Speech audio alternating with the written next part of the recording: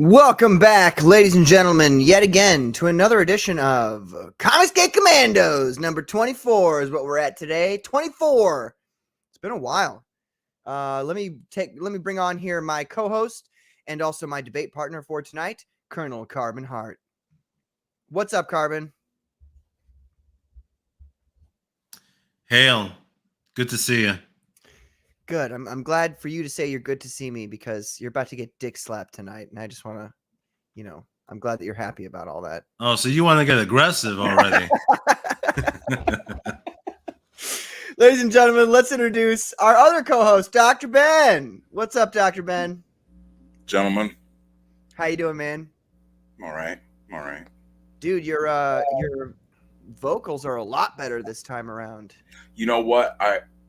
I had like the mic thing turned like all the way down. Was the problem. That will do it. So like it was right there. Again. The volume was so far down that it couldn't pick up anything. Gotcha. Actually, we're getting in a report right now from Donald J. Trump. He's saying, wow, Dr. Ben's vocals are way better. The best vocals. I got to tell you guys. Really great vocals. I wouldn't say it, but they're really great. Anyway. Dr. Ben's outside in the desert heat right now. Yeah, it's hot. That's why he's rocking the sleeveless. Yeah, sun's out, guns out. Look at this guy. What is that, a PBR? God damn, that's American. Straight. Nice. Look at that shit. Pabst. Ladies and gentlemen, let's bring on somebody distinctly not American, but no less loved by everybody, particularly the community. The original general. May we reintroduce General Scab. How you doing, lads? You all right? Yes, sir. Good evening, Johnny. How are you? I'm very good, thank you. Very good. Just been Good to see you, Johnny. What you lot been up to this week then? Anything interesting? I'll let you guys start. Go ahead. Interesting over the last week.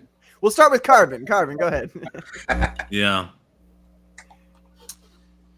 Well, in America, every week is a shit show in terms of if you're paying attention to politics.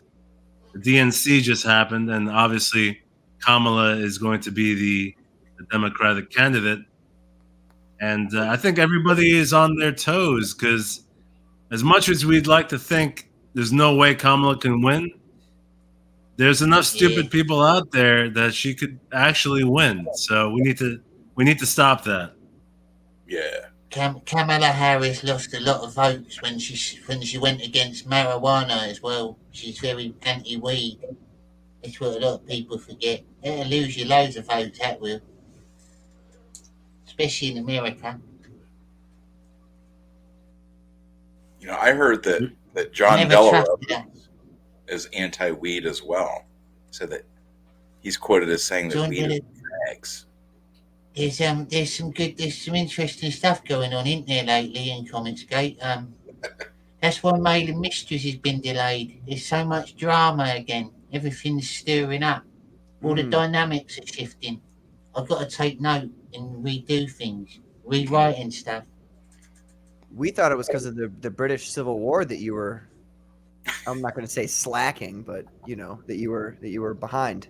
Yeah, that is partly it. To be honest, I have been involved in that in some respects. This kind of goes back to a point I made a long time ago, Johnny. Though that if you had just let the U.S. annex the United Kingdom, you wouldn't be having these problems nearly as bad as they are right now. But you know what? A year ago, I would have disagreed with you, but now I welcome it. I hope that someone comes and liberates us, to be honest. I think most of the British people would back them. Did you guys hear the recent news about good old Vlad? It's another great day to be rooting for Putin, everybody. Did you guys hear about that? That Vladimir Putin is allowing people who are sick of the liberal woke ideology and desire a more traditional life of living to come over to Russia? Did you see those headlines? I did not. Oh. Dude, that sounds great. It's our chance. Let's go. let's fucking go, Pat. Let's go. I'm ready to pack up right now. I got my go bag. They said you don't even need to know, because apparently this is funny. It's really fascinating to read that post, because they said in the post, they said you don't even have to know anything about Russian culture, history, or the language to come over here and get your temporary visa, which I think is fascinating, because what they're implying by that statement is that previously, before this verdict, that you did actually, in order to become an immigrant of Russia, have to know about their history, their culture, and their language, which is not something you have to do for America. But Russia apparently has been upholding that for their immigrants, and it's like, what a great, like, what a fantastic, like, we were talking about this the other day, Carbon. That I 100% agree that, like, you need to be able to, like, you need to know what this country's about and what we're all for, and if you want to become an immigrant here. So terribly fascinating. There's a few countries actually that. Go ahead, Johnny. I was going to say back. Sorry to interrupt. Back to Comicsgate. There's something that the chat and I cannot ignore. Did everyone see Vaughn Coleman's latest outfit lately? Oh my god! That's why I was wearing the sleeveless. All right, Johnny, share it and I'll bring it up. I got other things up on my screen right now that I don't want to fuck up. I'll try and find it. Hang on. Later. While you're doing that, I'm going to introduce the chat, because the chat's been here with us. We got old Johnny Scab. He's right here with us. Mr. Self-Destruct. Oh, man.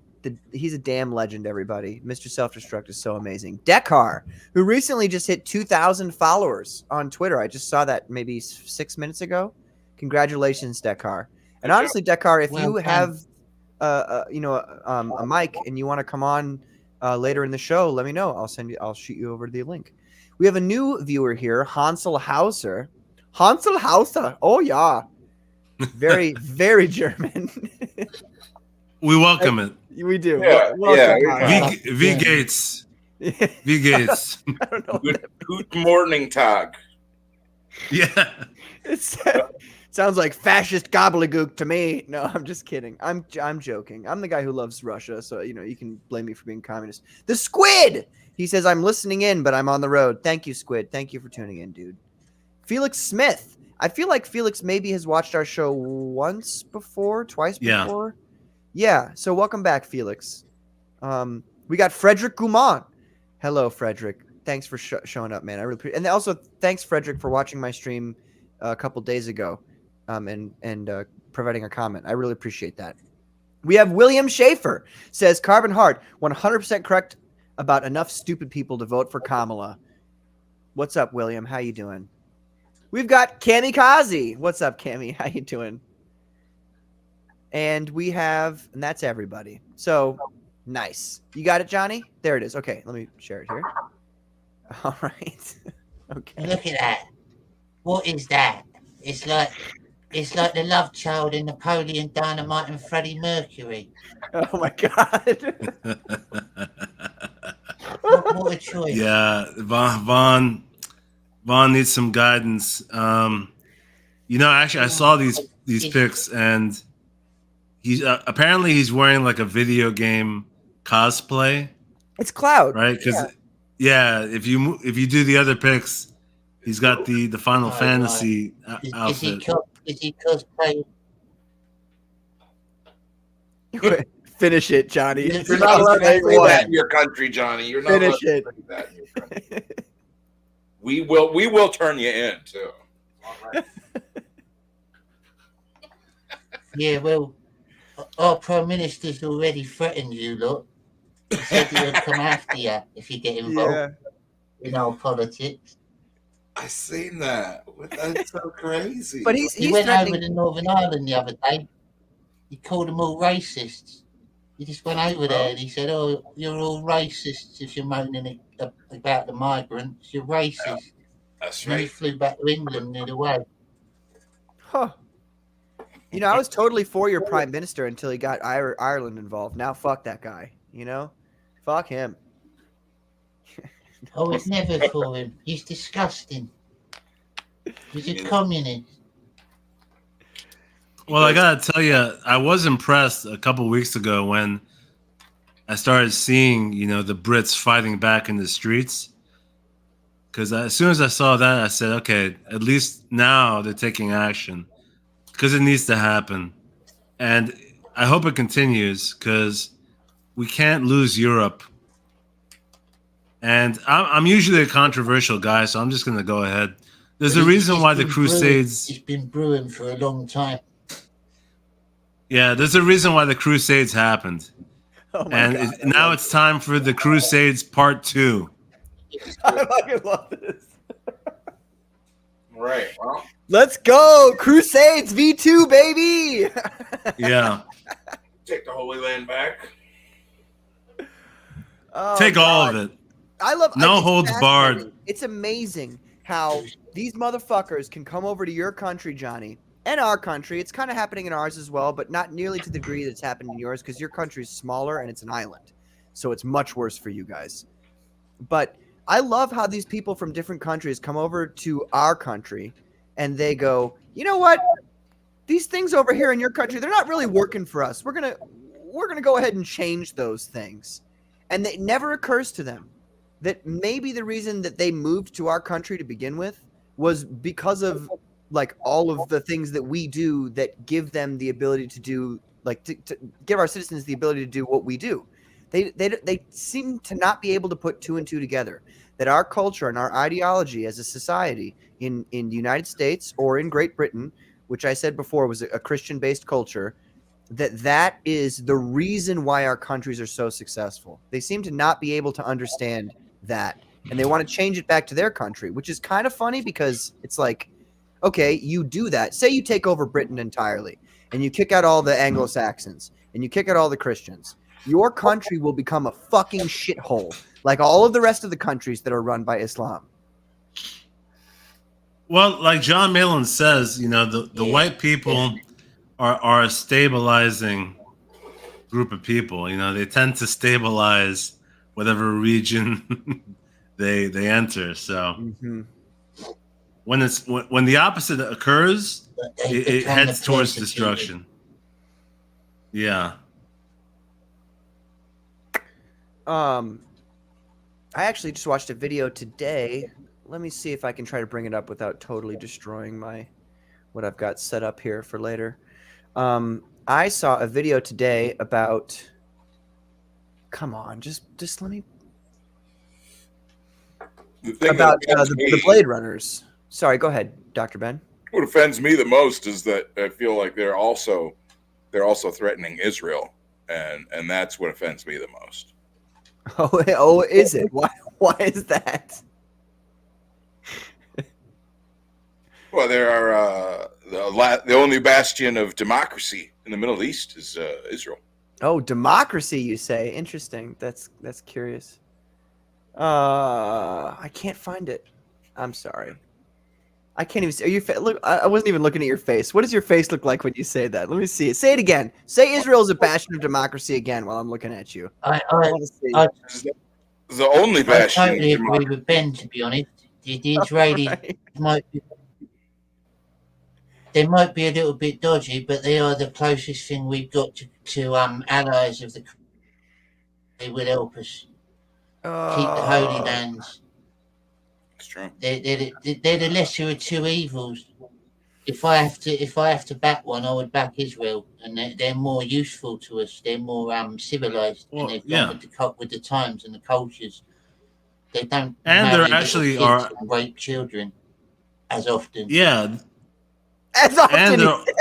And they do have the right, though. Dr. Ben. But they're also literally the. All right. They're an ally. In the Catholic Church as well, there's always a dodgy mullah or a dodgy priest or whatever you are, a rabbi. But in general, I would rather do dealings with a Jew than a Muslim. That's just how it is. They're more civilized. They're businessmen. They move with the times. They're capitalists. They're not barbarians. Yes. And I was going to say, Israel is actually an ally of the Western world. So, that is a crucial factor. A lot of people kind of, especially here in the U.S., you have a bunch of bleeding heart liberals, taking to the streets protesting because they want to be virtue signaling about Palestine, but they don't realize that Israel is literally a nuclear power that is an ally to the Western, forces. So there's a reason why we're defending them. It's not all fun and games and sunshine and rainbows when you're talking about, military alliances. That's a good point. Yeah. No, it's actually a lot about money. William Schaefer says Mr. Self-Destruct 100%.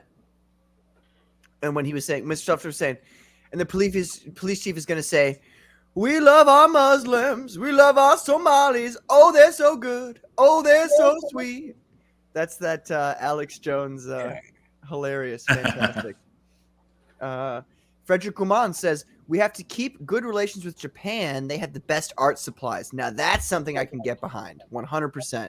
100%, Frederick. They've got great art supplies. And also, the art done in Japan, whether or not it's up to your taste or not, like, Japanese art is about the art. It's not about the money. I mean, I'm sure a lot of those people, like the guy who made Attack on Titan is probably a millionaire by now.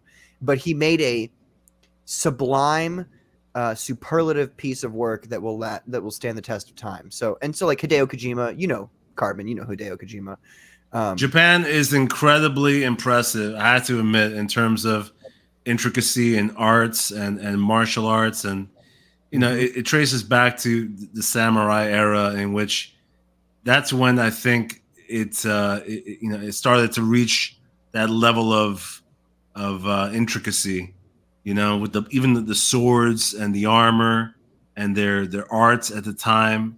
And it spilled over into now where, they're cutting edge. I mean, I have to admit, actually, Japan is on my bucket list in terms. I've never been there.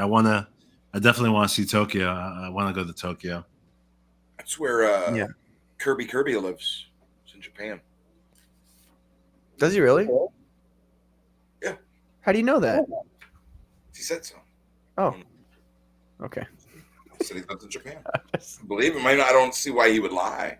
Why would he lie Well, about that? yeah, that's a fair point. Like, if you're gonna make people lie, like where you live, like I live in hell. Kamikaze says, attention to detail. I should have brought that up when we were talking about what she was referencing. I'm sorry, Cammy. Frederick says, I need to go there to get some screen tones. Screen tones? Am I stupid? You guys can tell me if I'm stupid. You would tell me if I was stupid, right? Like, you would let me know. No, they're talking about Japanese art.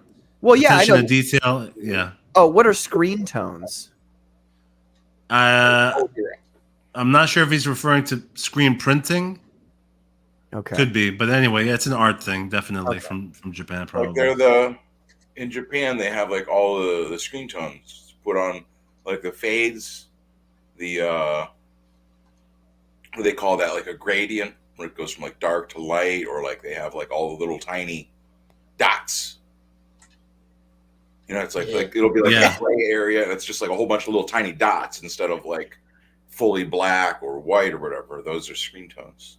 Or like the way the old comics had like the dots for color. Mm-hmm.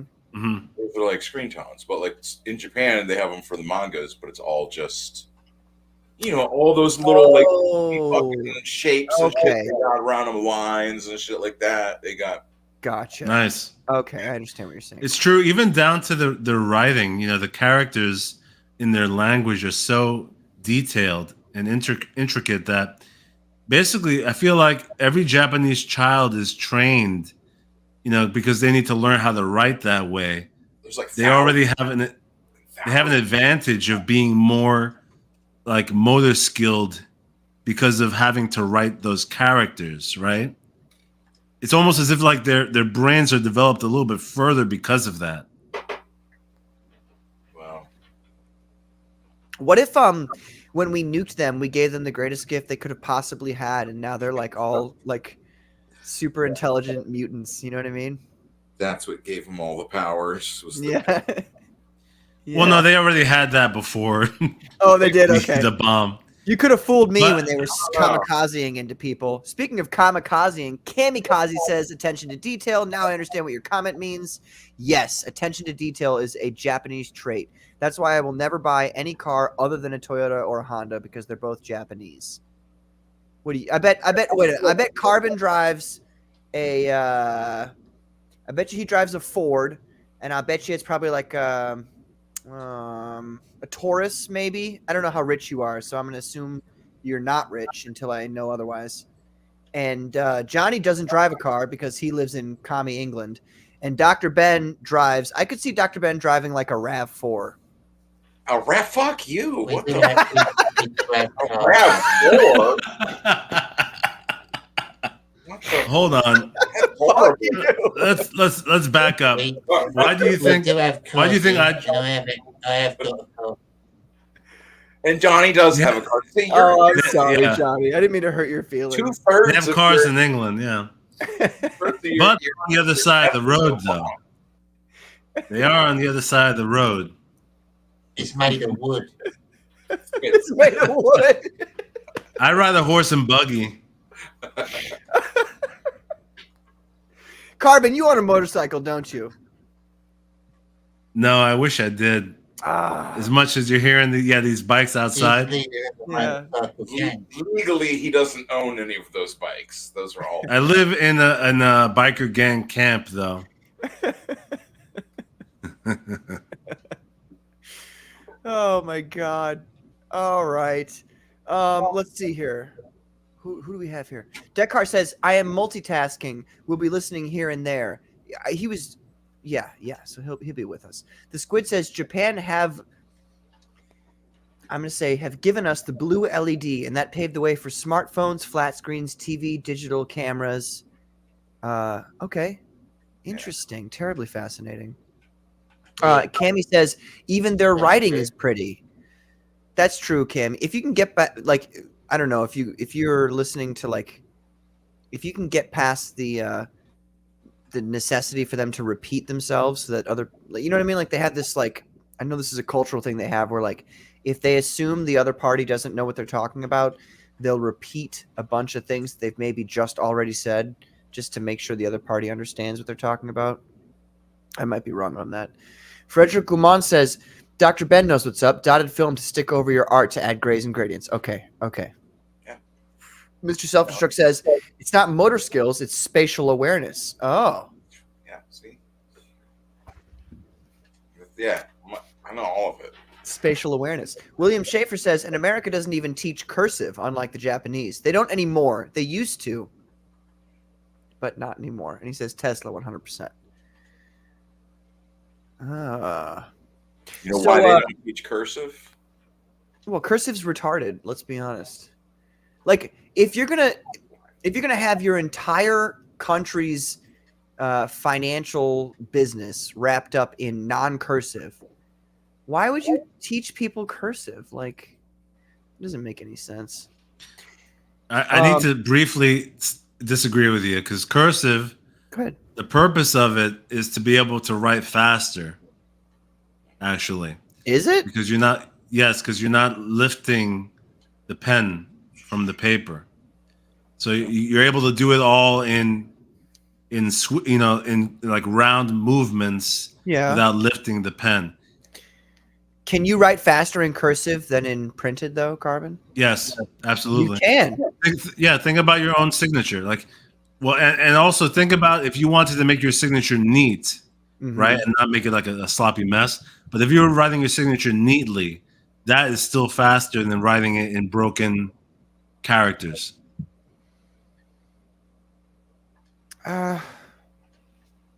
Here, William Schaefer says, again, Carbon Heart, 100%. Plus the tradition. Carbon, you got a new fan here. William Schaefer, he knows what's up. Yeah. In terms of speed, cursive is in between normal and shorthand, says the Squid. I don't know shorthand, but What's shorthand? at this point in my life, I only write in like regular print. Like I don't use cursive, and that might be because like they taught me Russian in cursive. So if I'm writing Russian, I'll use cursive. I really can't write Russian in print, but I'll. When they use kidnapped you. cursive. Right when they They kidnapped you and mind brought controlled you. me. They brought you to Russia, and then they taught you how to write Yes. Russian. Yeah. But yeah, I mean, I literally like, because certain letters are the same but they're different in Russian, I can't really write cursive anymore. I'll do it like when I'm writing cards for like my mom or my dad for their birthdays and shit. I'll write cursive just because they want me to. But like, Well, you know what's the scary thing is the other day it occurred to me, and I'm sure you probably, all you guys had a moment like this within the last few years where you had to write something handwritten, and then you realize that you barely even handwrite anything anymore, right? Because most of the time you're not really writing anything with your hands. You're on your phone, you're on your computer, and then that thought occurred to me recently. I'm like, eventually we're not even gonna know how to handwrite. Yeah. We used to have to, when you're growing up in England, you're sort of forced to, you have to use ink pens. Yeah, I use like notebooks like constantly. Like this one's. Yeah. I've got tons of notebooks. Like I handwrite constantly. Like. Yeah. You're a boomer. You're a boomer, Ben, so that's why. Well, I'm on Dr. Ben's side I'm a Generation X, technically. Yeah. I know. I'm busting your balls. I can't write. Like if I'm trying to make ideas come out of my brain, I can't do it if I'm writing on a Word document or if I'm writing on my phone. But if I take a notebook out and I use a pen, and by a pen, I mean the best pens of all, the G2s. Everybody knows G2s are the best. That's how I write. That's how I like wrote the whole Bible to my comic book. It's in like 4 different notebooks, all written in pen. Mm. So yeah, I'm old fashioned. So I hate to say it, for me, I got to the point where I do everything on my phone. I even take notes because I just open up the notes app and I could just write it really quickly in the phone. No, I mean I can't blame you because sometimes an idea comes to you and you don't want to not write it down. I use like my Gmail app for notes. Like that way it's like stored, like I can go and grab it from like anywhere else with the if anywhere else I can get to Gmail, I can get the notes. Yeah. Anyway, Pat, what's this video you got here? Well, I was gonna make a rejoinder there against Dr. Ben's statement, and so can the federal government. But okay, so this is a video, Johnny. You're against Israel? What are you saying? You keep bringing up Israel on my channel, and I'm like, God damn it! I want it, but I don't want to talk about this. You son of a bitch. So yeah, you know what you're doing. I know you know what you're doing. We talk about Iran instead. Stop it. So, God damn it, Dr. Ben. So, Johnny, I was looking for this video of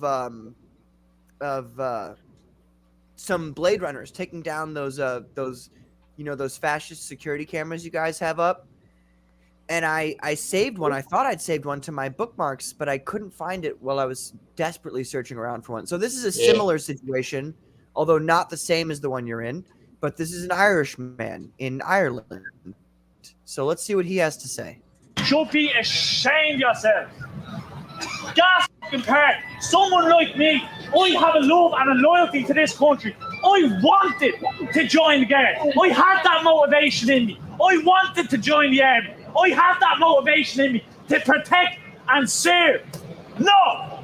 The battlings will continue until the plantation is complete. We've already done it once before. The British Empire. 800 years we stood up against them in defiance. Forced plantation. Genocided from our own villages.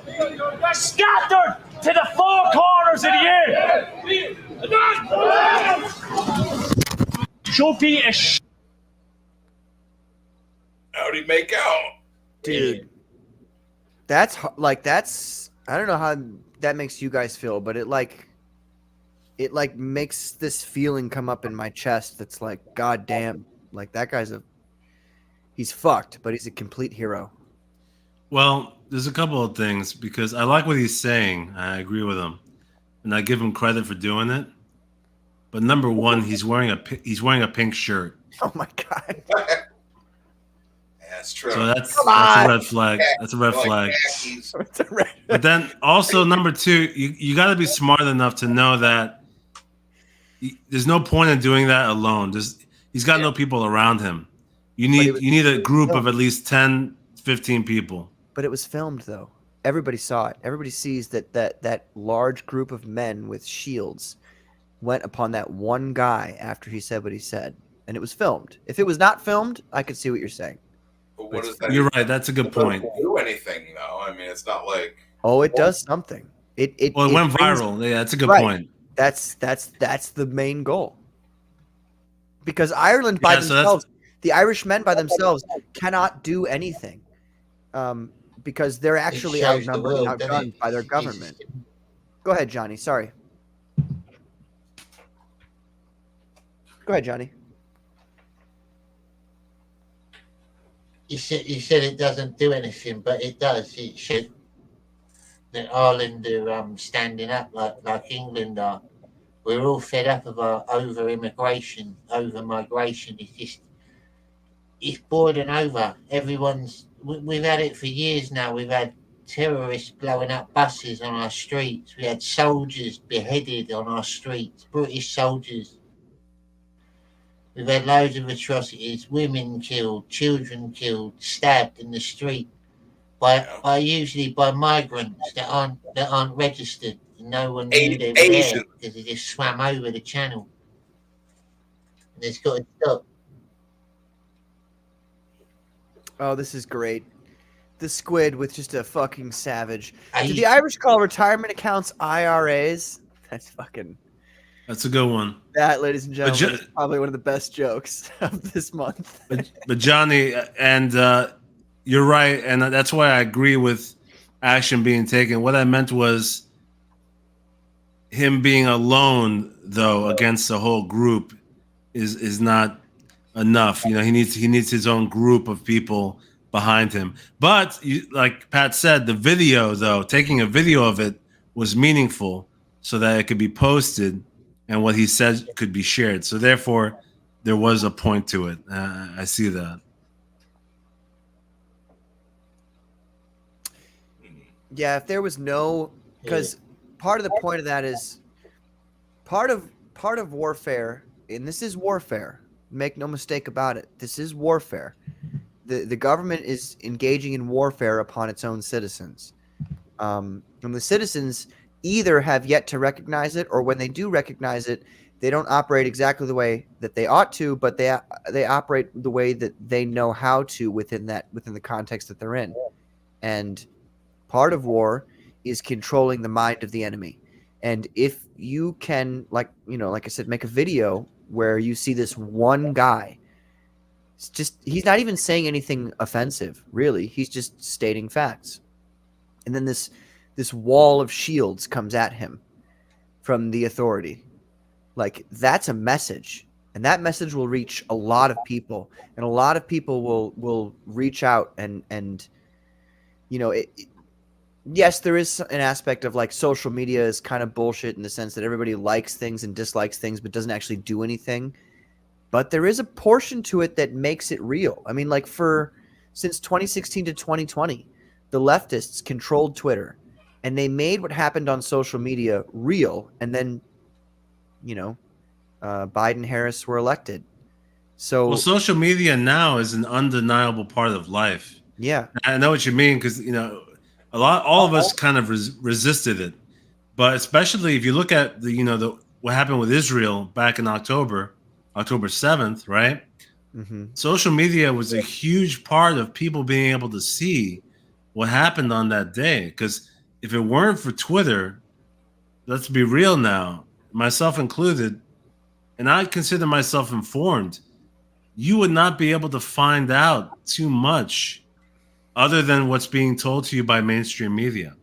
So social media now has become, along with these, backroom message boards and forums like 4chan and all that kind of stuff, even if it gets sketchy sometimes, like this is the real source of information rather than fucking, network television and the propaganda channels.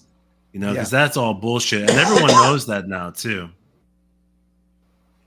Yeah. Well, not ahead, like Doc. everyone. Like that's what I'm saying. Is there's still plenty of people that are like, they look at the TV as like, that's, if it's on there, then it's like that's what's really going on. Mhm. That's like, that's what it is. You know, like, It's crazy. Yeah. it's like, just, what? Yeah, Dr. Ben, to your point, I just saw a post on Twitter a couple days ago that was like, we could be invaded by a country and nobody would believe it until the news tells them, hey, we're being invaded by a country. You know, it's so true. Like, you're right. People will believe what they're told by. And how? All right. So real quick, before we move on to the next thing, I'm going to put on my conspiracy theory hat and say, folks, how fascinating is it that the vast majority of human beings will now just believe whatever's told to them on the TV, regardless of whether or not it's true or not? We have many examples of one or the other. How isn't it fascinating that people will only listen to the TV? They will only look at that. And when they see that and it says something to them, they'll be like, oh, I guess that's a legitimate idea now. So, for instance, COVID, people like me were saying, you know, oh, it was made in a lab in China. It was made by the CDC. The whole thing's fucking bubkiss, all that, yada, yada, yada, you know, whatever. Nobody believed anything. Now the TV's saying it. So everybody's like, oh, hey, you know, wow, I guess this is a real thing. COVID's not a real thing. Think about that, though, and think about how long it takes generations to get into that addiction and that belief system where the TV is the only thing to be trusted. Think about how long that takes, and then go back in time and look at the people who engaged in this activity to make this happen right now.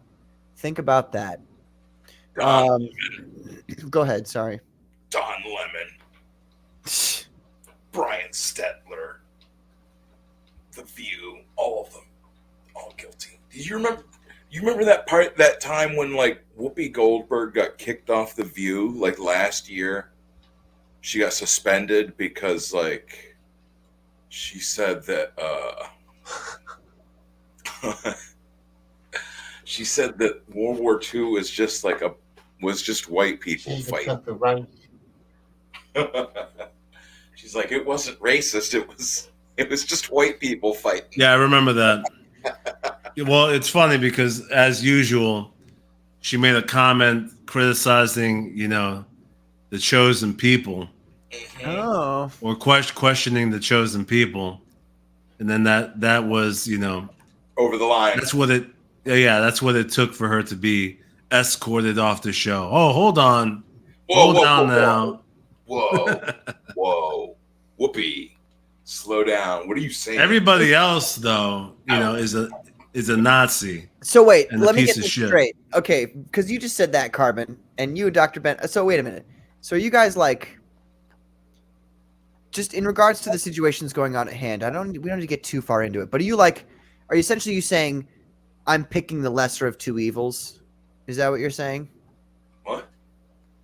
In regards to, you know what? Never mind. Just forget about me. Just keep Talking about the conflict between Israel versus Palestine. Yeah. Are you saying you're picking the lesser of two evils? Is that what you're saying? What'd you pick? Well, I think you jumped over to that because we were just talking about how I the know you person were, was but- canceled. I know, but you said anyway. Okay, I'm sorry. Oh, I see what you're saying. So, do I have a problem with them? Well, actually, that's a good question because I don't want to be. Let's be really real now. If you want to get into the nitty gritty, Do we want to get into the nitty gritty right now? That's the real question. Does the chat want us to get into the real nitty gritty? That's what I want to know because YouTube we could tease it.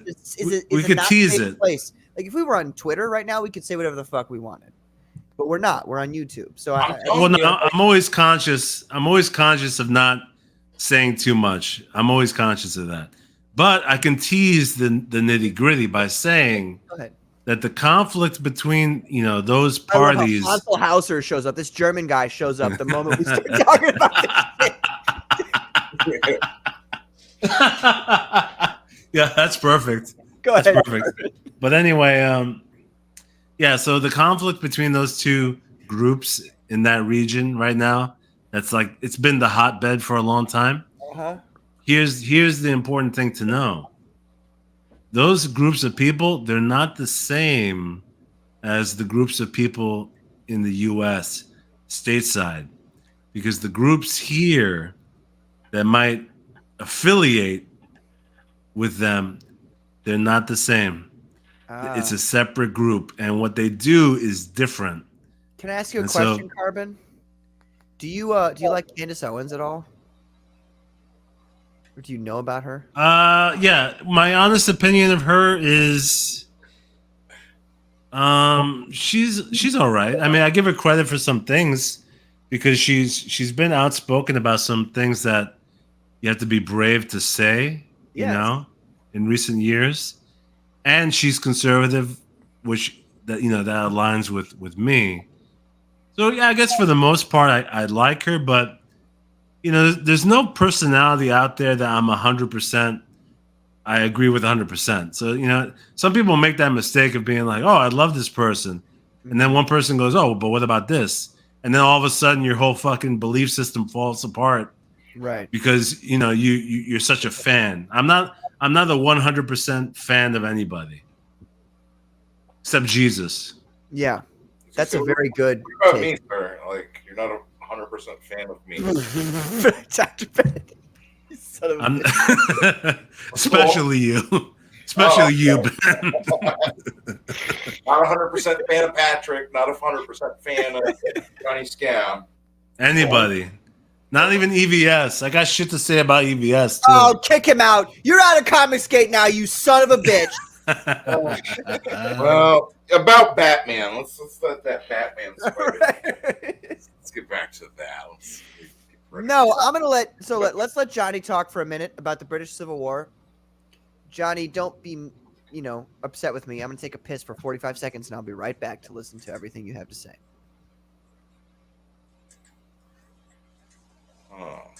Oh, thank you, Patrick. Hello, everyone in the chat. How many people we got watching? How many do we should check that? It was hovering around 10 It is, people. It is on the verge of a civil war here at the moment. It is.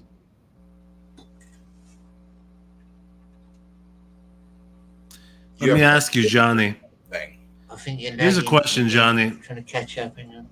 Is there a lot of stuff going on over there What's that? that we're not really? Is there a lot of stuff happening on the streets that the rest of the world is not seeing? There's been a few more murders and stuff. One thing to consider too with Migrants Johnny. stabbing children. One thing to consider too is like Johnny it might not be the best idea to have him say directly too many. Obviously now they're like raiding people over fucking Facebook posts and everything else. So I mean, that is something to consider. Like just not to be a spoil sport, but I should be alright, Ben. I'll be alright. Don't worry about me, mate. Right. But you know what I'm saying? It's fucked up that we even gotta like think about all that. That like, if you say something the wrong way or this, or you say something that somebody doesn't like, that can be fucking knocking on your door the next day. Hello, sir. We'll go ask you some questions. Want to see you want to do a show tonight with some dissidents from a hate group in American comic books. So Johnny, tell us what you have to say. As much as you have to say about what's going on there. If you get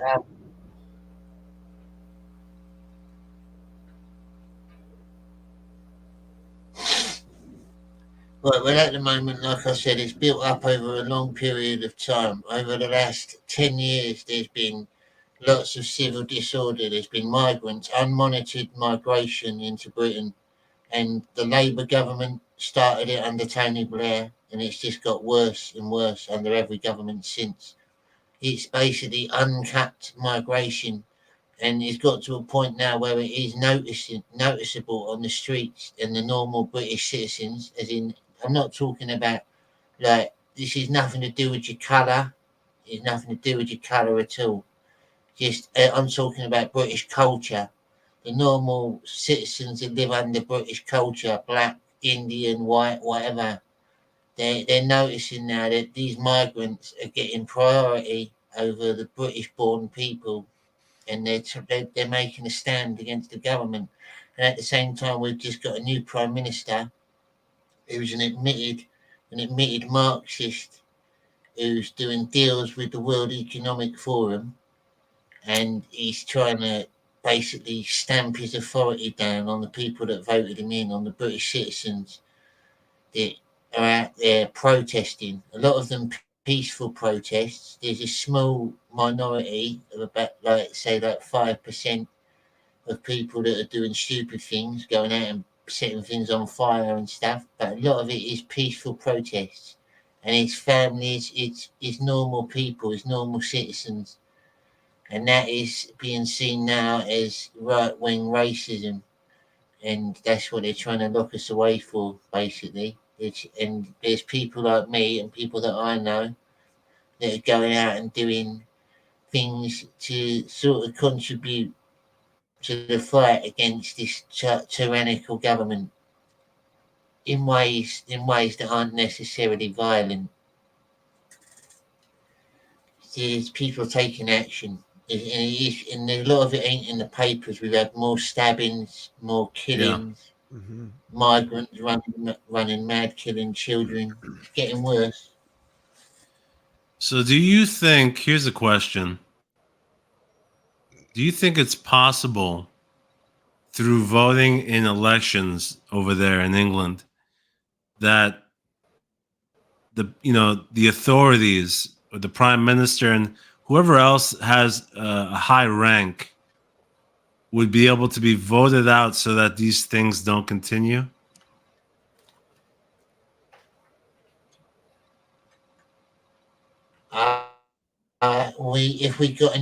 If there was a political party like Reform, there's a party called Reform.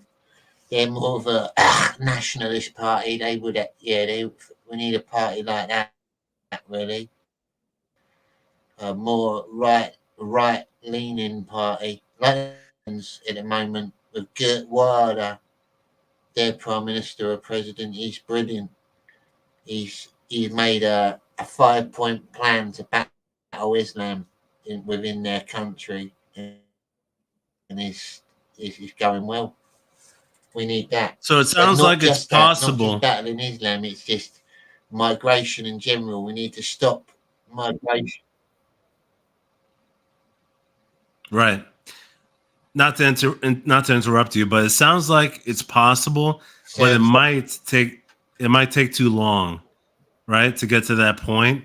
And I think that's probably why you're seeing, people resist now physically, because they're, your people, your citizens are aware of the fact that now it's going to take too long to fix this problem, and they need to take to the streets to stop it. And that's how I feel it's probably true, right? That is why people are fighting, yeah, basically. Because they've noticed it, and they're not backing down. Sorry, I didn't mean to interrupt you, Johnny. Kamikaze says, small groups of determined people usually change the world. Kamikaze is 100% correct. It does not take a large group of people. It takes a small group of particularly determined people. Patrick said, completely unconspiratorially. Mr. Selfstruck says 20 to 30% of the British population voted last time, so it's almost entirely reactionary. 20 to 30% of the British population voted last time, so it's almost entirely reactionary.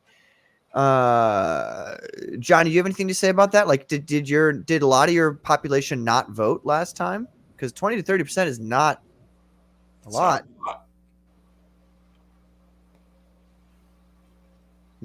We have had a drop in people voting, definitely, because they've all lost faith in most of the parties, and you had like tactical voting as well. But I'm not even sure how Labour got in, to be honest, because it was obvious this was going to happen.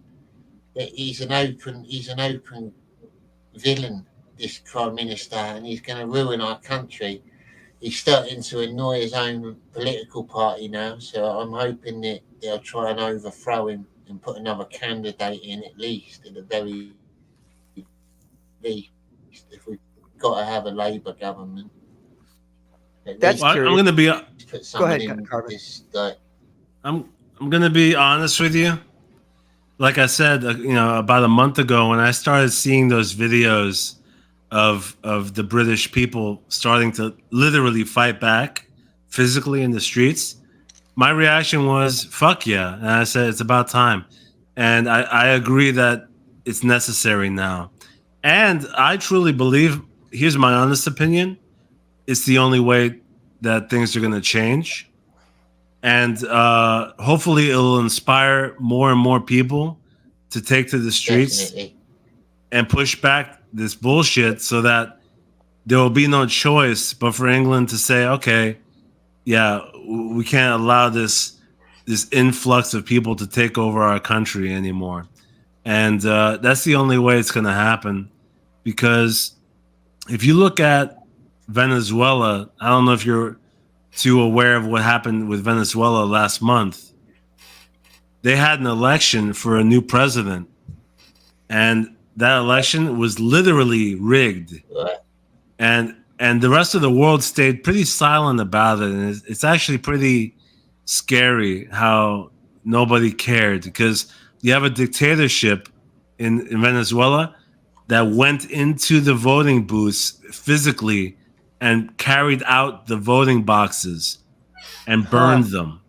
This shit happened in real time, and nobody spoke up about it, just so that the dictator can win again and stay in power, when everyone knew that they voted in a new democratic leader.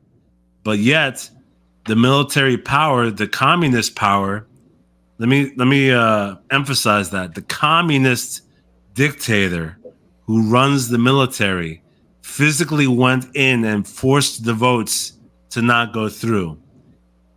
And nobody wants to speak up about it. But anyway, long story short, I'm saying for Venezuela, unfortunately, the only way that this can be changed is through violence. They need to take up arms, which actually it started last month, but now I think the gangs are being slapped down because they're just not strong enough. But you probably heard a couple weeks ago, all of the gangs, even the criminal gangs in Venezuela, joined forces with the population to fight against the military. But they don't have the physical, the gun power. That's why the Second Amendment is the most important amendment. And that's why we're not going to let that shit happen here. And we're going to back up England if we have to, because England is the cousin of the U.S., and we're not going to let you be taken over. Yeah. And actually, like, Carb makes a great point. Like, fuck the Ukrainian-Russian war. We don't want to be paying taxes for that. Fuck the Israeli-Gaza war. I don't want to be paying taxes for that. I'm sure there's some people who disagree with me. But if you asked me to go put my life on the line to go fucking fight for England and free England, I 100% would say yes. 100%. Like, England is the source of independence. It's the source of allowing the free person to act as he would like, within the context of morality, which is what people used to have. So, fuck yeah. England. Johnny is not associated with these statements that Carbon, Dr. Ben, or myself make, because we're all Americans, and we have actually this thing called freedom of speech where we can say whatever the fuck we want. But legitimately, the British people, they need to take matters into their own hands, because your government has failed you. And our government, our Constitution allows for us to overthrow a tyrannical government. And that's why we have the Second Amendment. That's literally the reason we are able to have guns. So you guys might have given them up a long time ago, but we encourage you to I will take this upon myself and what my statements that I make. I would encourage the British people to overthrow their tyrannical fascist fucking government, reinstate a government for the independence of the people, and one that is based upon Christian morality, which is what the state of England was based upon for the longest time, for at least 1,000 years. I don't know. Yeah. At least 1,000 years. Reinstate that government. Mainstream. Do not allow, migrants from religious minorities that completely and utterly not only disagree with your Christian background, but hate you for that. Get them out of there, and then allow your citizens guns so that they can never again be oppressed tyrannically by their government, because that's the only thing that makes the government capable of oppressing you guys right now, is the fact that they have taken all of your ability to resist them away from you. Sorry, I got real mad there. Well, they need. I agree with you 100%, and they need a new constitution, essentially one that ensures that this can't happen again. And what you just said, the freedom of speech needs to be paramount in a new constitution there, so that you don't have people thrown in jail for fucking internet posts.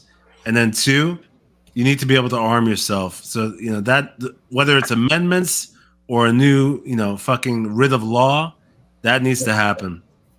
Yeah. In fact, the British government should pay that one British guy who figured out a way to make a gun out of household materials from Home Depot. The British government should pay for every citizen in Britain to be able to buy those ingredients and then build the gun themselves. That was slightly a joke, but also kind of not. I'm sorry, guys. I'm weird.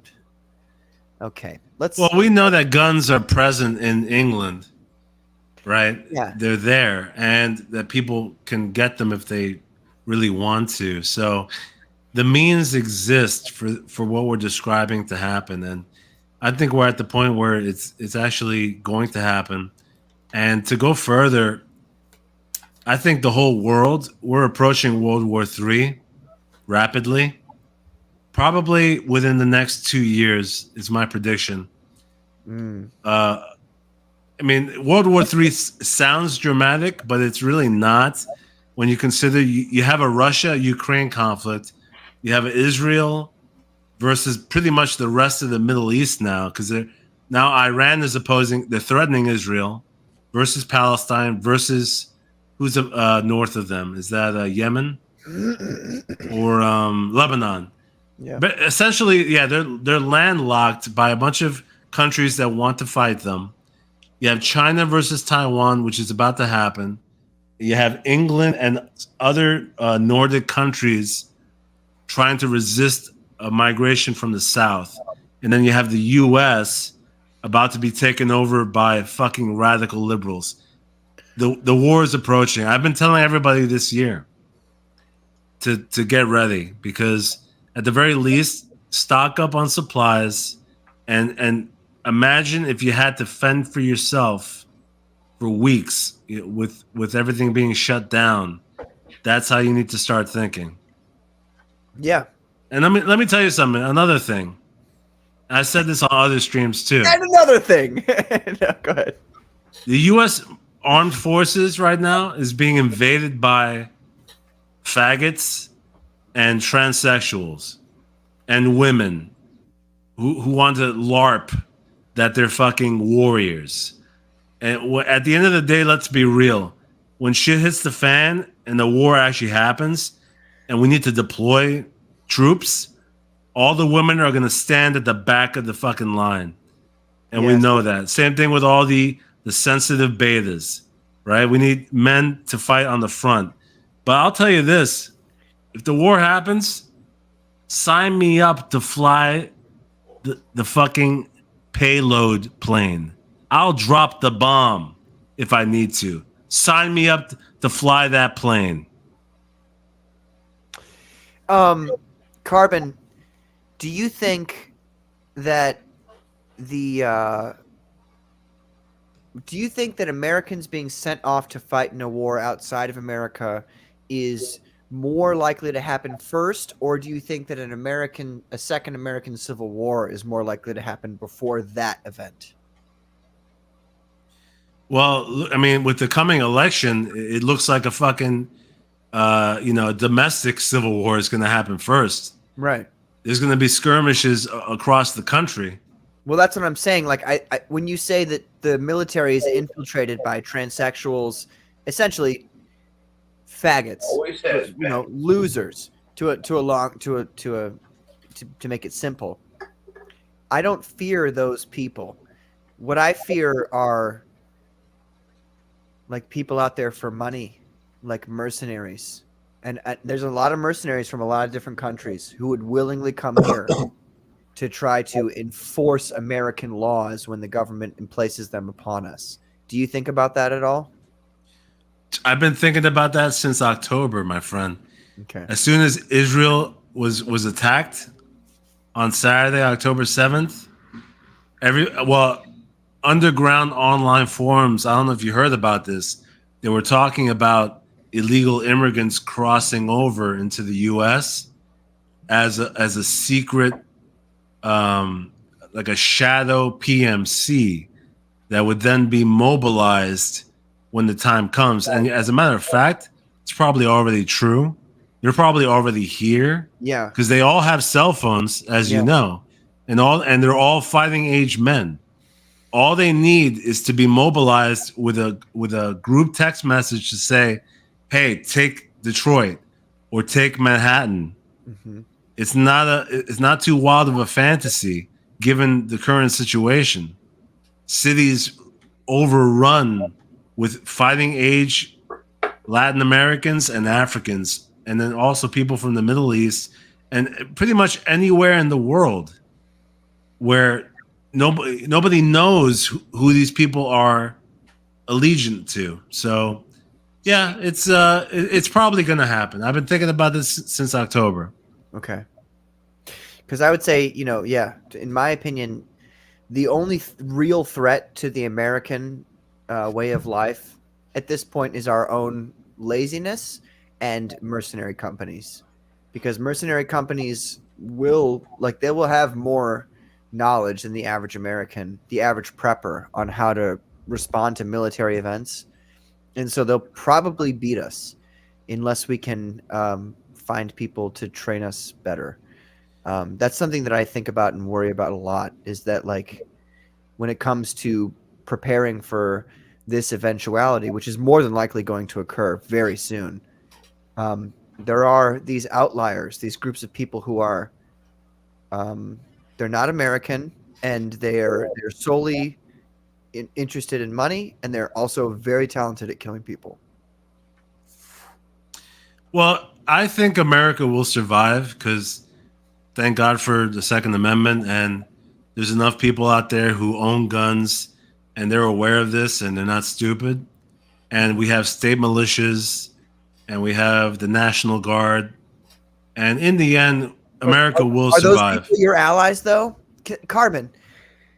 Those people are not necessarily your allies. Well, I didn't finish what I was saying, though, because in the end, America will survive. But the question is, will you survive as an individual? Because no one's going to save you except for you and your own family if you prepare for something like that, which you need to start doing now. Yes, I agree 100%.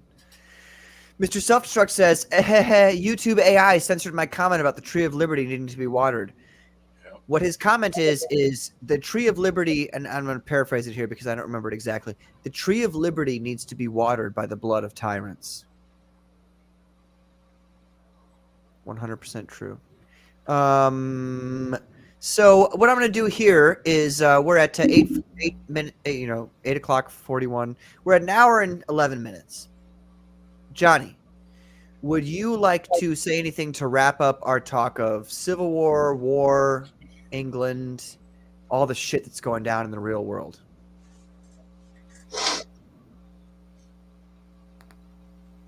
Yeah, I'd like to say that it is getting, like I said, it is happening here, and we do appreciate your support and your interest in it, because the thing is, if we do get fully taken, then they will come for you next with Harry Kamala and people like that. You're gonna be in a bad state of affairs as well. Yeah. Cool. You don't want to lose. Your ancestor country. Yes, and yes, that's probably the best way to describe it. Our ancestor country, and our ancestor country is England. While we may have fought a war to rid ourselves, it's hilarious. We fought our war to rid ourselves of the tyranny of King George, and yet now we have Great Britain fighting their own type of war to rid themselves of their own tyranny, not under a king, but essentially under a financial system that holds them hostage.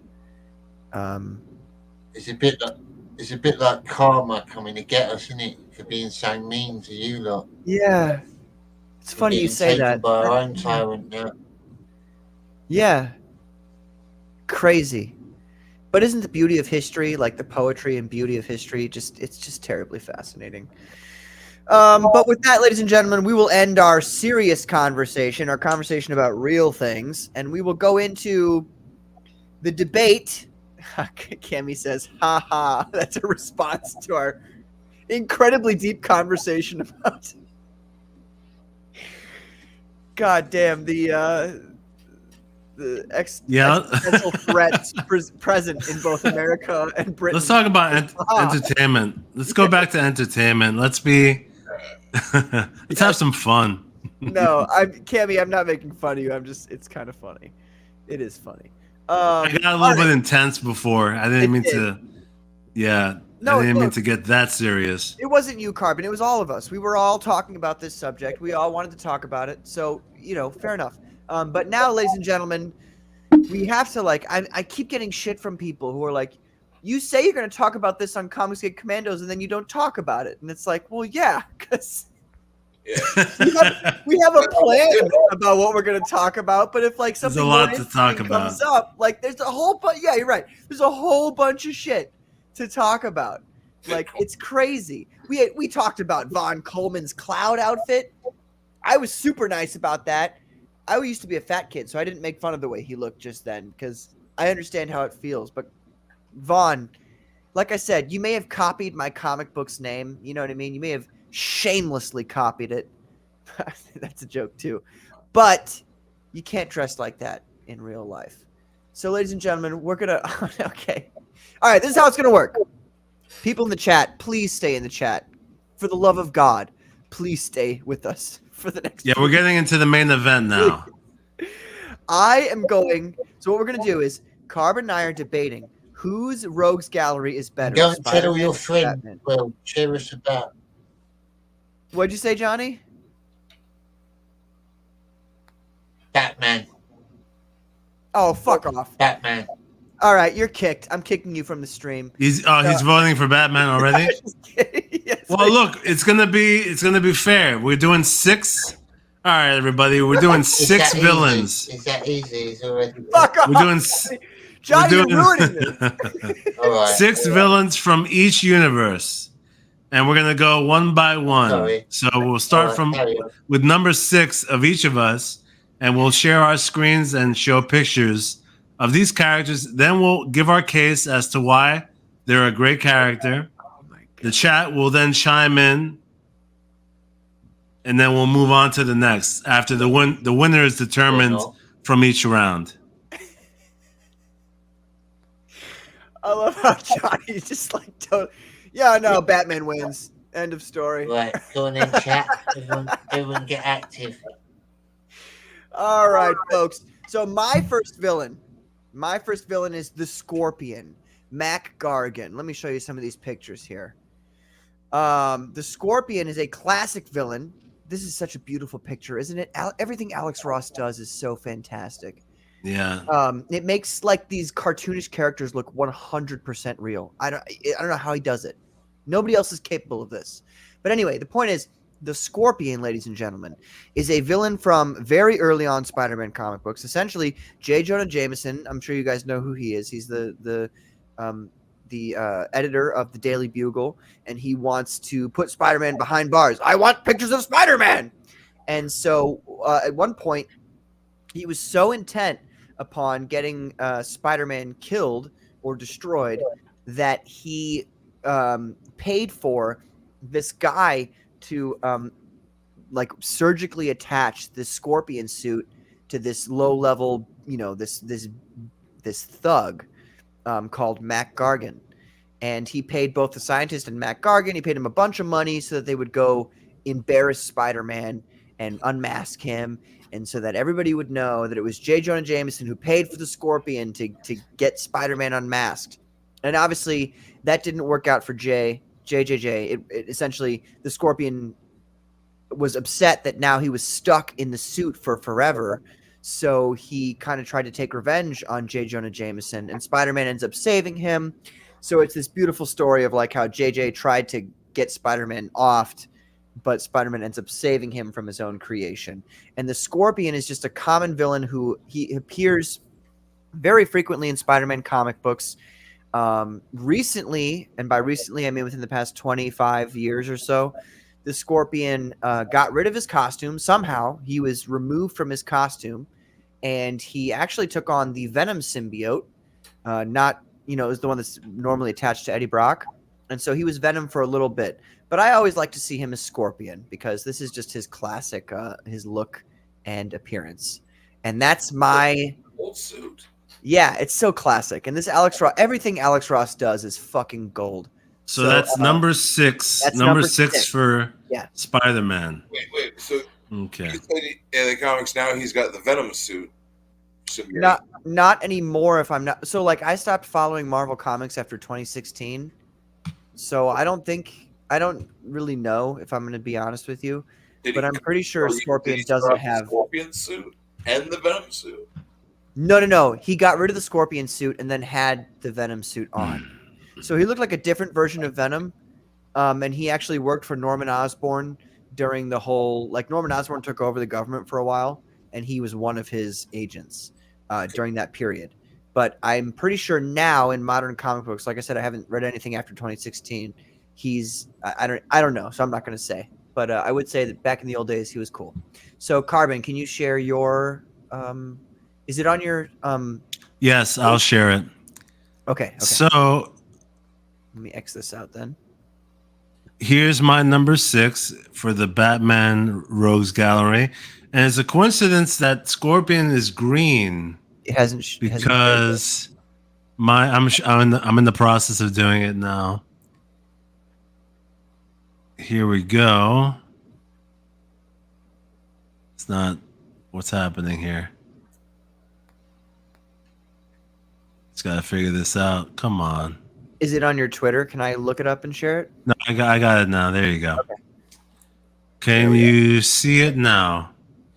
So it's a coincidence that you did Scorpion, which is a green character. There it is. Okay. Because my number 6 for the Batman Rogues Gallery also has green in their costume. Everyone knows Poison Ivy. Pretty much the whole world knows Poison Ivy. Mm-hmm. And I don't think I need to tell you why. And Pamela Isley, a woman obsessed with agriculture, horticulture, plants. She loves plants more than people, to the point where an accident occurs and she actually has a connection that allows her to physically control plants. You can communicate with them and thereby use them as weapons, which is pretty cool. Not to mention also having the ability to seduce men physically using pheromones, which is famously known from some particular stories and movies where she used lipstick that had a particular poison that made people fall in love with her, or would poison them so that they die, would be deadly. Mm. And now, she's been a part of the Batman universe for, I don't know the exact year, but I know that since at least the 70s, she's been in the comics. And once again, just an iconic character. Most people can recognize her just visually. And if a man is not interested in her, I think that's a telltale sign of something. All right. Is that your overview there? Right there? Yeah, that's my overview of her as a character. But also, look, I mean, I chose her. Another reason why I chose her, Batman has a bunch of villains. There's dozens of villains.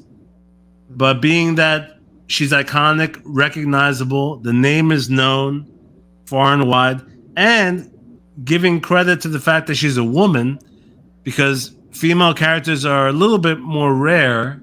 Oh in my superhero. god. You're getting In into superhero. Yeah, okay. All right, DEI stuff. Okay, everybody. No, it's not. noted No, Marvin's no, getting don't. DEI stuff here. Hey, don't you dare! Don't you dare say I'm not doing DEI. I'm saying that it's cool because Batman, he's willing to beat the shit out of her. He's willing to punch her in the face. You know, so that's a strong suit. That's a Mr. plus. Self-Destruct says comparing a redhead with melons to a dude in a scorpion suit. Yeah. Now this is in terms of villains, this is a win. But I have an alternate. Oh my Sometimes God. she's depicted with having green skin. So here's another alternate version Yes, with the green much skin. better. Much better. Yes. And once again, people, you know, Whoa, Carbon, you got a crazy sound there. Your What mic the hell? Input, That was like- your mic input sounds like it's sketch. no, I think it's because I went close to the mic. I moved my Then- microphone just there. Somebody's got a buzzing going on. I think that was That's Ben not me. actually. That's what I'm saying. I swung my microphone, like I moved it a little bit closer to me. Okay. Might have been that noise. I was like, ugh. I love Yeah. how Carbon saves this picture for the end. Like, oh, I don't know if I'm gonna win, but here's this picture, by the way. Yeah, so See, go your the only thing I have to say here, right, is like, if this is a comparison, then like Patrick should have been able to have like Gamora or Pictures of scorpions' tits. yeah, or if there's a lady scorpion. It's kind of No, the idea No. Be The like, idea oh, is man, to no, compare no. our- yeah, go ahead, Carbon. we're taking our top 6.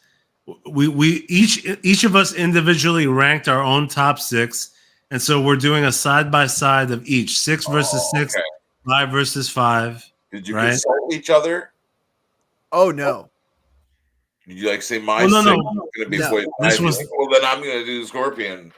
No, we did not consult one another. I was actually With- because I was gonna do Black Cat, but then I was like, no, he's gonna do Catwoman, and it's gonna be an instant win for him. So No, like I said, top 6. That's all we said.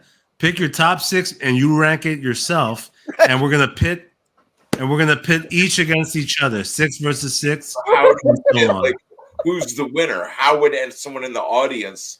I'm on the audience's side here because Look. I don't understand like All how right, they would pick listen, who wins listen. between the two. All right, look, listen to me. How do Okay, you- look, this is how do what's you- gonna happen. Judge them. You're gonna look at the pictures that Carbon and I have provided. You're gonna hear our arguments for like why we think this character is cool. Now that Carbon's done with his like definition of Poison Ivy, we're gonna have about a minute and a half debate about why our character is better than the others, and then we stop. Excuse me, and the chat decides who they like. We all know that redhead with big tits is gonna win this, so we might as well just keep going here. Patrick voted Scorpion. Oh my god! Because Frederick says, you like "This the is what top Scorpion. villains you want to bang," and Cammy says, "Patrick voted Scorpion." Hey, listen, our personal This tail is feelings, huge, Cammy. our personal attraction, for me, that's not a factor. I'm talking about iconic. I said it already. Iconic, memorable, Right. distinctive. Right, the design is distinctive, right, to the point where everyone recognizes it. It's a success in terms of making a character. It's a success. That's also what I was trying to do. It has nothing to do with gayness. Anyway, all right, Carbon, we have to debate now for a quick second. So you got to take her down because it's not fair All right. having her up. You want me to You want me to see if I bet I have? Is there a stopwatch on my phone? Yeah, could you? You got That'd be just great. unshare my screen. Just unshare All my. right, I'll unshare it. Hold on. That'd be fantastic. I'm removing. Yeah, it. I've got a stopwatch. There you Disgusting. go. There you go. All right, so a minute. Give us a minute and a half Dr. Ben. Well, And then we're I going to think move I on. just have to. Patrick voted Scorpion. That shit gets me going. Revenge. That's what that's called, Cammy. Does it feel good? I hope it does. 1 minute 30 seconds. Okay. You ready? Hold on, I'm setting this. Are you getting a call? Like, what is going on over there? Oh my god! You don't have to choose what the sound Ben, effect. just is when it start goes the off, Dr. Ben. stopwatch. You Okay. just Okay. Are you guys okay? Start the stopwatch. Yeah, I don't know how you guys are going to debate, so I'm not like going to jump in. I'm just going to set the line. No, I'm Yeah, just gonna try yeah. to talk over Carbon the whole time. That's what's gonna happen. We'll try not to like just talk over each other. I'm Like, joking. It's a joke. should you each get a minute and a half? Give us 45 seconds, No. please. 45 seconds. Just play it. Just go. Okay, we'll try this minute and a half. Okay, All so right. It's all very loose. count of three. I'll start. 3, Yeah. 2, 1. Okay, first of all, Poison Ivy's entirely a thirst trap. To every male in the audience right now who's watching this, you have to understand he's just trying to thirst trap you here, okay? Everybody loves a redhead with big boobs. Everybody does, especially with the green skin. Come on, everybody loves that. Now, on the other hand, you got Mac Gargan. This guy's a hard-working thug, okay? He has put his life, his backbone into doing crime and not getting found out by the cops for it, okay? This guy finally finds out that he's got a chance to become a superhero. Fuck yeah, why not take that? So we're all going to blame him now. We're all going to blame Scorpion because JJJ wants him to go out and find out who the identity of Spider-Man is. And yet Scorpion's just trying to make an honest buck for his family. You understand? All right, look, Scorpion's cool. Scorpion's cool. You know, he's got that outfit. He's got the scorpion tail. You know, it's a bit badass. He's a bit tough. But the things you said about Poison Ivy, they're not a detractor. It's actually a plus, right? Because everybody loves a redhead with big breasts wearing a nice skimpy outfit and some leggings, right? Not to mention her design, like I said, memorable. Everybody recognizes it. And her powers are even to seduce every man. I mean, look, in terms of a villain, it's the perfect anecdote. It's a woman who could seduce any man in the world, right? With pheromones. Kiss them and either give them the kiss of death or seduce them so that she owns them. I mean, it's pretty much the quintessential female. Okay, there you go. That's it right there. All right, folks. You have now received both Carbon's and my argument for why. Is that great? It was great, dude.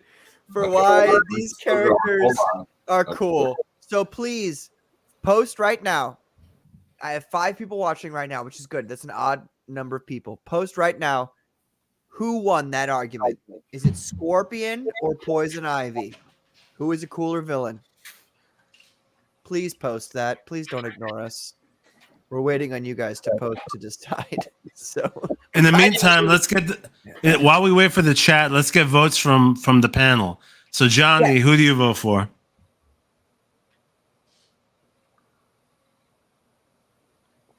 Johnny, I like Poison Ivy. you son of a bitch. there you go. Ben, who's your vote? Yeah, obviously. Fuck you both. Poison Ivy. Okay. All right, so you got 2 votes right now, Carbon. In the meantime, looks like the chat. Yeah, Frederick Gumont and Mr. Scorpion. Self-Destruct both say Scorpion. I got 2 votes here. And then we got Hansel Heiser for Ivy. So that's Hansel, 2 to 3, or 3 to 2 right now, folks. meine Bruder. I think really It's a big Johnny's game. vote and Oh, my you said vote Ivy too, Johnny. That makes more, me gay. so. Like our vote. All right, looks like hold on. 3. It's 3 to 2 right now. We got 3 for Ivy, It's 2 for Scorpion. We're waiting for last minute votes here. Cammy, come on, Cammy. I apologize to you before. You know you want to vote Scorpion. Let's give it another 30 seconds. Yeah. So, Dr. Ben, give us a timer for give us 1 minute because some people are behind. Like, Okay, I we'll know do a Johnny- 1 minute. Johnny's behind about 10 seconds with everything. Oh, Cammy's in with Poison Ivy. Son of a. There you go. That's 4 for Poison. 4 to 2. For Scorpion. Here. Well, all right, so I'm running the minute right now on my Yeah. phone. All right. Got it. 45 seconds. If anybody else wants to come in, Oh, you've got one. So it's 4-2 right now for Ivy. How much time we got left, Carvin? 30 seconds now. 30 seconds, folks. You know it's Scorpion. Don't laugh at me, Mr. Self-Destruct. You know it's Scorpion. Scorpion is way more bangable than. he's not. I don't think anybody wants to bang Scorpion, Yeah, male or female. I don't think. got rid of his suit. I'm sure the Oscar sisters would love to bang Scorpion. He didn't even want to be the Scorpion. Who wants 4 that? seconds. 3, 2, 1, and we're done. Son of a All right, bitch. Ivy All has right. it.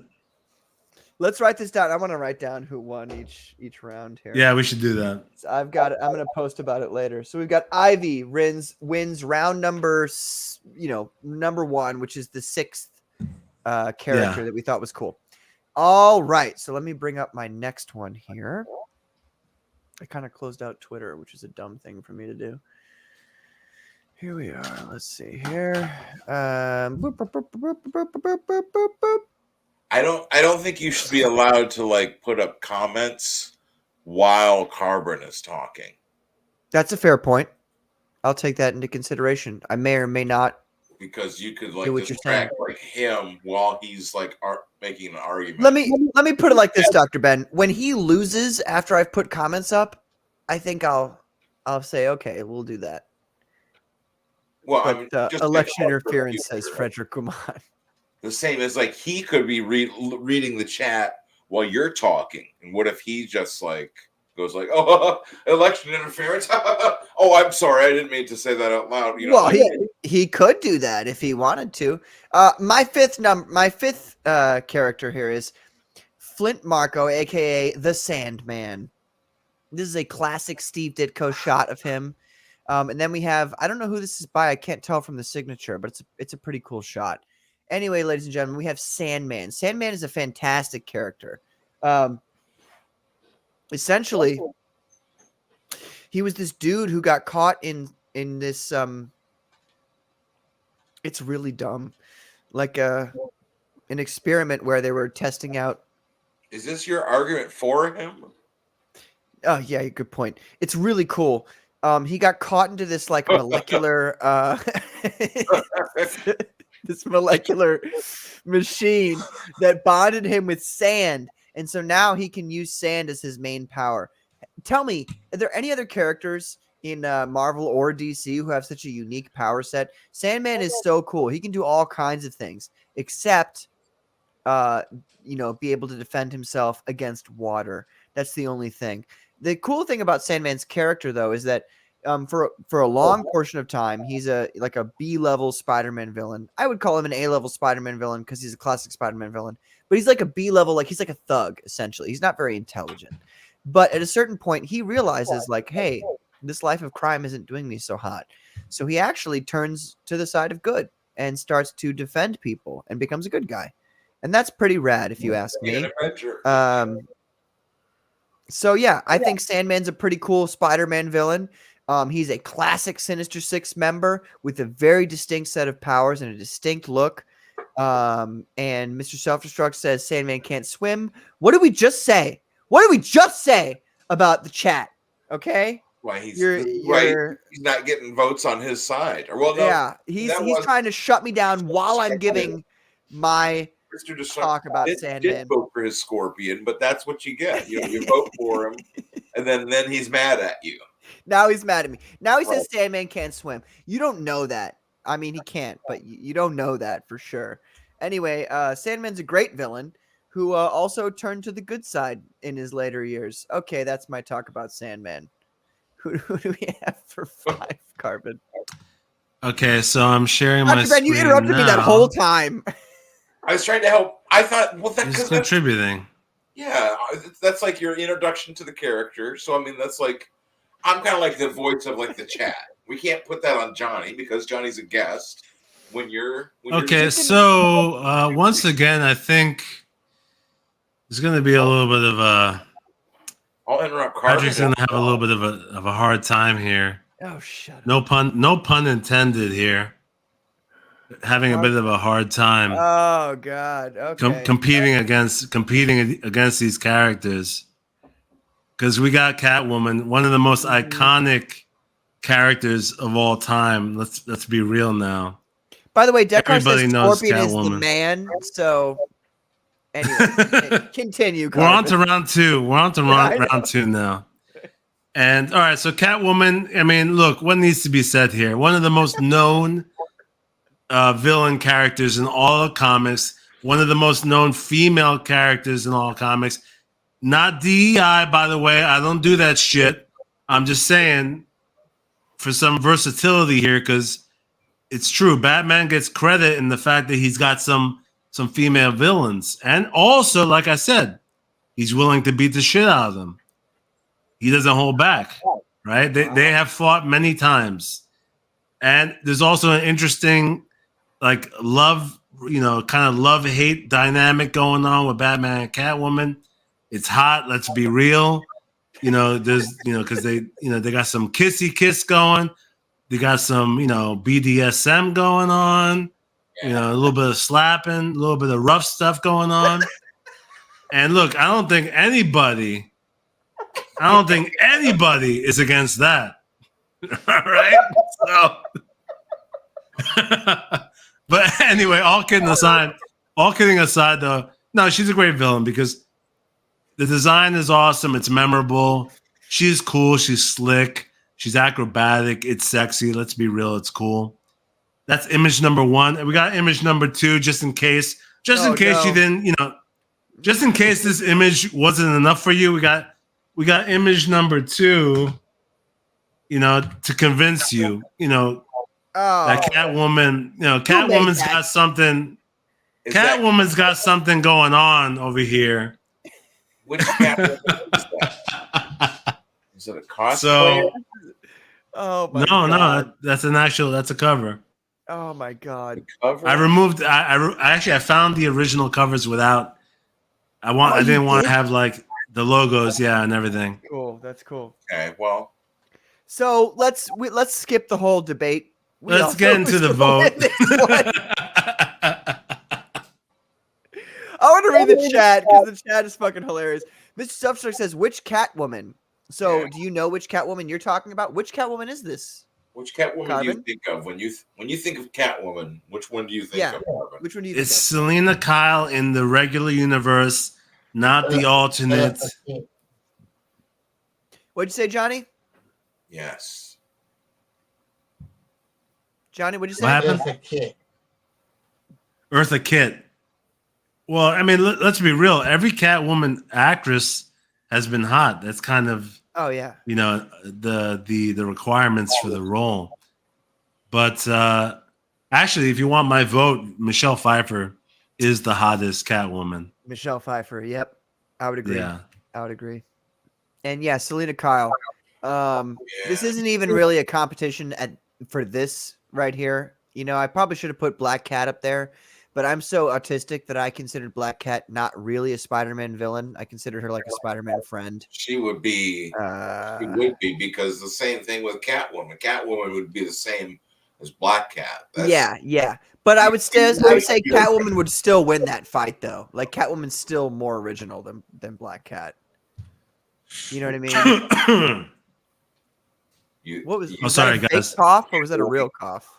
No, I was real. I'm sorry. I didn't mute the mic. Okay. I thought you were just like, excuse me.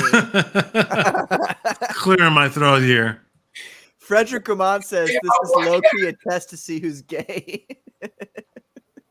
That too.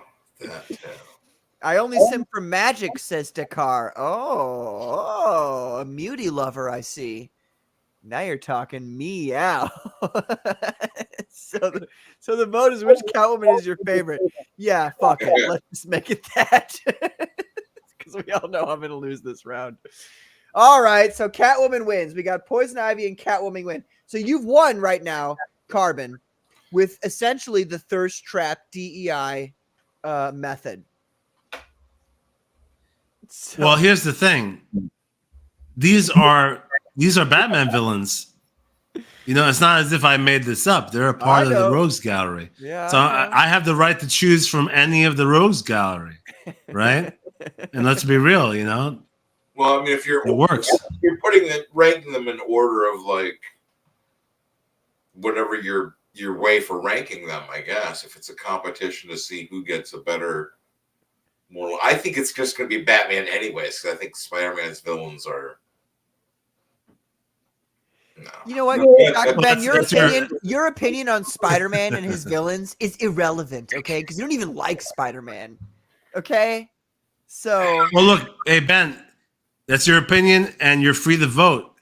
You know, save it for each vote in each round. You know, because you're here to vote. mhm. Right. Well, I'm trying to like, I don't want to leave Patrick with all the moderator responsibilities while he's also debating. You know, You're like, trying to sabotage me, is what you're trying to do. Everybody knows that Carbon's in a better No. position than me, and I'm trying to make up ground here, and you're trying to cut my legs off. Hey, no, you should not be admitting that, Patrick. Well, Your goal is to win. Wait. Your goal is to win this Wait, competition. I will say something in a second here that might make you a little afraid. It may or may not. But Dekar says, if we were going to pit the DC villains versus the Marvel ones would just destroy. I would 100% agree. 100%. I think you said like in a battle, a fight. Yeah.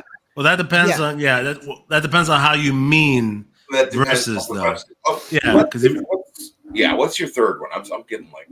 Well, we're actually 4 right now. So we've got to kind of pick up the pace here. let's move on. My what's your third? 4th villain here is Mysterio. Ladies and gentlemen, Quentin Beck was a very famous Hollywood actor and stunt actor until he decided that he wanted to turn to a life of crime and used all of his stunt expertise and his special effects expertise to become Mysterio. Now, he uses illusions and fake magic to trick people into thinking they see things that they do not see. He is the master of illusion, and he is just like, look at that costume. I mean, come on. You know how many babes you could pick up in that suit?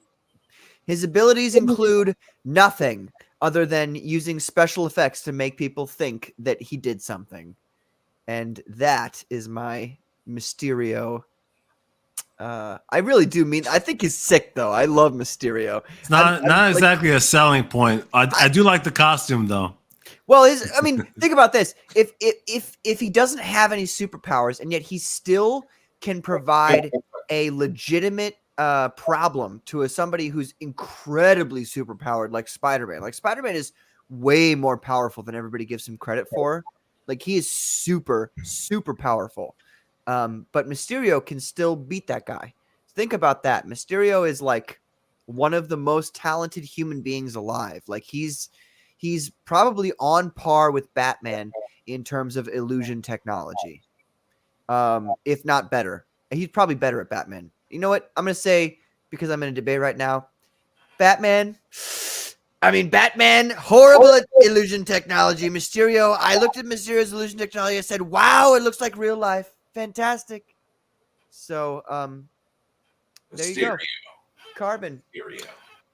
All right, so Mr. Self-Destruct says, Carbon finna pull up Mysterio with tits.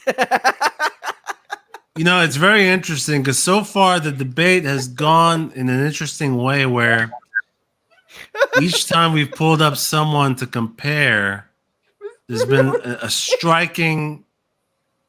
You okay, Pat? There's a striking comparison there, and I swear I did not know that this was going to happen. Here's my guy against Mysterio, and it works out perfectly. It's the girl with tits. I'm gonna be so upset. All right, let's see here. Sometimes the universe works out perfectly. Yeah. Right? I knew you were gonna do this. Actually, I thought you were gonna. You felt it. This was gonna happen. Yeah. No, I really did, because this is actually my favorite Batman villain, and I thought, like, if Mysterio's gonna go up against anybody, it's probably gonna be this guy. And yeah. Mr. Freeze, clearly, obviously, once again, iconic, memorable. The design is awesome. It's unique. It's instantly recognizable. He's also a badass. He's got that stoic demeanor, the voice, the monotone voice, the cool costume concept. He's dangerous. He's a formidable villain, right? He can actually, defeat most people. Batman's got to be careful with him. But then also a great backstory, great origin, which is probably what makes Mr. Freeze so cool. His origin story is so, dynamic. It's so interesting. He was a doctor trying to save his wife. A true romantic, like Cammy is saying. It's true. It's an awesome story. Doctor trying to save his wife who's ill. She passes away. He gets into an accident. Is forced into this. So he's a victim to a degree of circumstance. And then the romance of him saying, and, actually, Patrick, can I do this? Can I share a brief video clip? You may, because only because Mr. Freeze is actually my favorite Batman villain of all time. So yeah, go ahead. Yeah, Mr. Freeze is awesome. So as a companion piece, we got this great. Do you have clip. another picture of him? Did you just have that one picture, or do you have another picture? I just want to see it. Just the one. I do picture? have another picture. Yeah, can I see the other picture real quick? I just want to look at it. The other picture is from a comic. Yes, devoted to him. Yeah, that's so cool, dude. But it's interesting because this is going to lead into the clip. Oh, that's so cool. All right, go ahead. This is actually a pretty recent comic, but you could tell that the design is influenced by the animated series. Mm-hmm. Because the animated series kind of put Mr. Freeze in a new map, I think, right? Because that episode 100%. Devoted to him was so good. But anyway, this is my quintessential Mr. Freeze moment. I love this moment where he kidnaps Batman, and so they're talking, and then Batman confronts him and says he's trying to appeal to his better senses, basically saying, "Oh, so it justifies you killing innocent people." And this is Mr. Freeze's response. Hopefully, you guys can hear it. Make it full screen. There we go.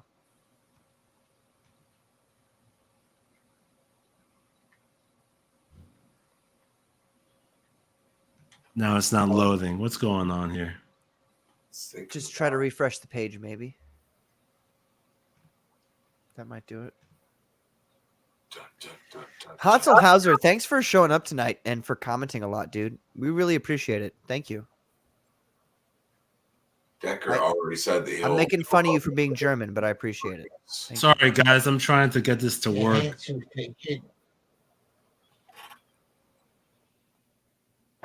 What's your vote so far on this, Johnny? You think Freeze or Mysterio?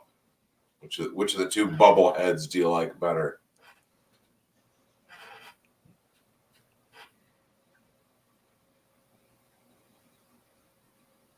Johnny's on that Bear with MI6 me because delay. It's like talking to my computer an old person. Yeah. Like Johnny MI6 is like, right? Is this a proper thing for Johnny to hear? All right, we'll let him hear it then. You know? Yeah. Right, everything. I say, which one do you like so far? Mysterio or the what's the front Mr. Frosty? Mysterio. Mr. Freeze. Mr. Freeze. Probably Mr. Freeze again. Oh my God. Mr. Freeze. Frederick Gramont says, I want to see Mysterio and Mr. Freeze butt heads together. That would be a good. Share one suit. All right, check this out. Let's go. Yeah. Right. Nothing, Carbon. What's going on on your end? Maybe if you just say the You're not hearing it? Carbon, send me the link to what you're looking at. You're not hearing it? No. I can hear it. That's a pain in the ass. You just say such what a good clip. Send it to me, Carbon. Good clip. Carbon, send it to me in the private chat. I'll show it. Mr. Self-Destruct says, Young Me picks Mysterio for cool factor and ability to stand up against Spider-Man, but Freeze is too a solid choice. See, that's what I'm saying. Like, Mysterio can't be discounted so easily, folks. Like, and so I guess I'll start my 45 seconds here to argue for Mysterio. He has to fight against Spider-Man. Spider-Man is way more powerful than Batman. And if it was between a fight between Batman and Spider-Man, and it was like a fight to the death, and they both like had to kill each other or die, like Spider-Man would win that fight instantly. Like he would murder Batman immediately because Spider-Man is way more powerful than everybody gives him credit for. Are you gonna send that link to me, Carbon? Yeah, I just put it in the private chat. It's a long link. Okay. No, let me grab it. Yeah. Let me grab it real quick so that I don't forget about it. And so let's see here, share screen. Hold on, Mr. Freeze. I killed that one. Let's see here. What is going on here? Is it on YouTube? Frederick Germán says Mysterio won't mind fuck you. It's a YouTube clip. I don't know why it's lagging so much. Give me the basic rundown of the quote, and I'll type it in there. It should work. All right. Well, yeah. So then basically, here's the quote that's so good. And I'll try to give you guys a little performance because, like I said, to me, it's the quintessential Mr. Freeze quote in that moment where, like I said, Batman questions him and goes, "Oh, so you're willing to kill all these innocent people just so that you can get this back again? The technology to reverse his cold condition, right?" Mm-hmm. And then he goes, "Think of it, Batman. To be able to feel a warm breeze on a summer day and feel a warm hand touching yours. Yes, I'd kill for that." All right, hold on a second. YouTube was down for a second, Carbon, so it was acting funkily for me for a second. So that may be what you were experiencing. Do you guys see this here? There you go. All right, let me play this. Let me know, tell me instantly if you don't hear it. I'm beyond emotion. We hear it. They've been good. Me. That suit you wear, a result of the coolant? Very good. A detective to the last. I can no longer survive out of a sub-zero environment. Tonight I mean to pay back the man who ruined my life. Our lives. Even if you have to kill everyone in the building to do it? Think of it, Batman. To never again walk on a summer's day with a hot wind in your face and a warm hand to hold. Oh, yes. I'd kill for that. Huh. Yeah. Damn. It gives me chills. I mean, I love it. It gives me nostalgia. I love it. Yeah. No, that's awesome, dude. And can you imagine? That was a kids show. This kind of stuff, they don't show on kids shows anymore. You know what I mean? It was I think it was ahead of its time, to be honest. Oh, well, I mean, all this stuff was. Like, we used to show kids things that nowadays is considered, oh, you can't show kids that. It's like, well, why not? Okay. All right, folks. Carbon, we got to give you 45 seconds to argue for Mr. Freeze, and then we will move on to the next character. So, all right, yeah, I'll be brief. Yeah, you don't need to give me the countdown. I'll be brief. Yeah, Mr. Freeze, like I said, the design, the costume, memorable, iconic, unique, cool concept for the costume. He's got powers that are formidable against Batman. Origin story that's actually empathetic, where you feel for the character. There's the romance element. There's the motivation. That clip proves it. I love that clip with the whole quote. And he's stood the test of time. So 10 seconds. Definitely. Okay. One of the best Batman villains for sure. All right. All right, folks. So now, so you guys gotta post in the chat right now. The last comment that we got is it froze, Cammy says. Lol. Yeah, no, that's actually kind of fucking hilarious. And then we got Batman hanging upside down makes a lot of sense. Yes, it does. So that was the last comment from Frederick Gumont. So now, guys, please post in the chat your vote, either Mr. Freeze or Mysterio. You can also not post Mr. Freeze. You could just say Mysterio. You don't have to say Mr. Freeze, even if you're feeling like you want to. Like, you don't have to say that. You could just lie and say Mysterio. You know what I mean? That from Dr. Ben. We got a Mr. Freeze from Dekar. Well, all right, so what's one? You know, some maybe if you had like a something that you gave to people every week. Johnny. Uh-oh. I'm gonna say Johnny's vote was Mr. Freeze. Yeah. No, you can't. Johnny, no, he did. He said Mr. Freeze earlier. You're right, he did. So I'll give you my left hand is Mr. Freeze. We got 2 for Mr. Freeze and 1 for Mysterio. Who we got? We're gonna go till Mysterio. I got another one. Mr. Hauser. Oh, wow. So we got Hansel. 2. We're gonna give it till 9:29. Dr. Ben, who do you think? Mr. Freeze? What exactly? I still can't even comprehend what exactly the comparison is. Which one is? Do I like more? Basically, Yeah, essentially, yeah.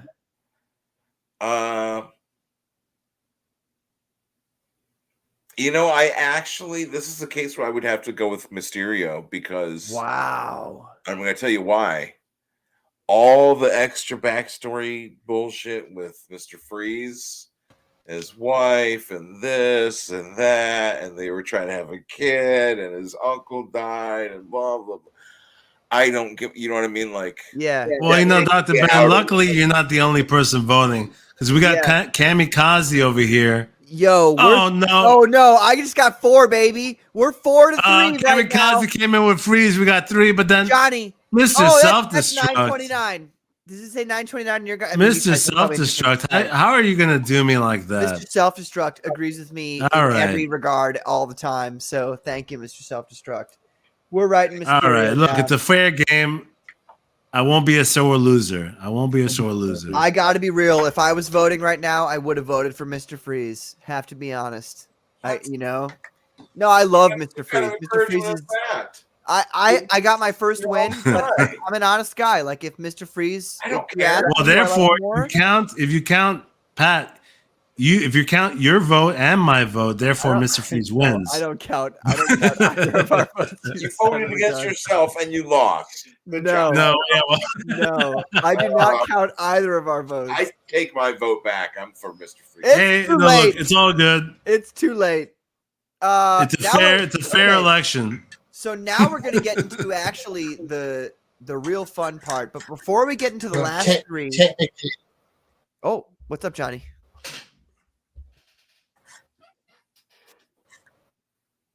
Hello?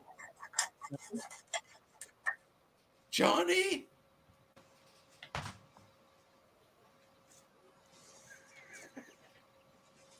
Johnny, what were you saying? They're probably slowing down his internet. I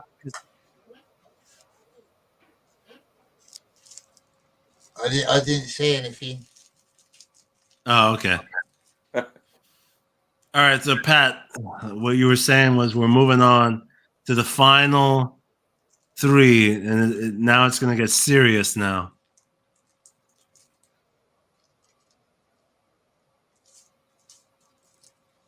I think he has run away. Pat, hello? In defeat. He is seeded the next 2 matches. Black bag by the government. They've taken him. Could have been too much over the line. All right, so let's recap while Pat is gathering himself. So the first round was Poison Ivy versus Scorpion. Poison Ivy won. Round 2 was Catwoman versus Sandman. Catwoman won. Round 3 was Mr. Freeze versus Mysterio, and Mysterio won. That was a close one. Yeah. And, I think that was actually, it was reasonable that it was close because those 2 had a similar design and just the overall feel of them is similar. Although obviously Mr. Freeze is the better character. But anyway, we'll move on. You know, I like Mr. Freeze's. I like the Freeze stuff more than making images or whatever. But like I said, it's just like too much backstory for the character. For Oh, me. come on, Ben. That's a ridiculous reason. No, it's not. It's because you don't want a backstory for a character. Not all that stuff. What of course you do. It's an origin story. It's just too much. His wife has got cancer, and it's a great story. It's just too much, he says. It's just like, what does all this have to do? Why is it so Batman shouldn't beat him up? Like, what? All right. Well, look, you got your vote. You got your vote in, Ben. Are you happy? You got the vote for Mysterio, and his wife is dead. Are you happy now, Ben? Oh my God, his wife's Carmen, dead. You sound mad that you lost one round out of 3. No, I'm talking about him being against the origin story. Right? Yeah, he's my specific. Yeah, no, that's what I'm saying. Like that, it takes me out of it. You know what I mean? Like it's. You get too sad, is what you're saying. You don't want to be sad about it. Yeah, it's the wrong, especially for for the already there's so much stuff in Batman anyways, like it's too much. All right, let's go, Pat. Johnny, who did Johnny vote for? That's what I want to know. It's too late now, but I want to know who he would have voted for.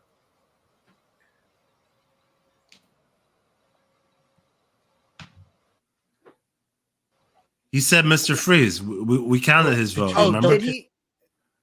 Oh, sorry. My bad. All right. So look, I feel like I'm gonna fucking slay with the last 3 here because this is the way I look at it. Spider-Man's villains, like there's like the top 3 villains of Spider-Man's are like top-notch villains, and you don't get any better than these villains. But the rest of his villains are like they're good villains, but they're not quite on. Like if you were to average out Spider-Man and Batman's villains, I feel like Batman might win. But if you're to take the top 3 villains of each, I feel like I'm going to murder here. So you guys, we'll see how the chat feels. We've got, and I know some of you might think, why did you put him at 3? But I put him at number 3. We've got Venom, Eddie Brock, the Venom symbiote, the symbiote suit, which first appeared in Secret Wars, attached to Spider-Man after his costume was completely and utterly destroyed, his red and blue costume. So he was wearing this black and white costume during Secret Wars. And nobody gave a second thought about it until it turned out that the costume was actually an alien symbiote that was trying to take over Spider-Man's mind and control him. And so it made him more aggressive and violent.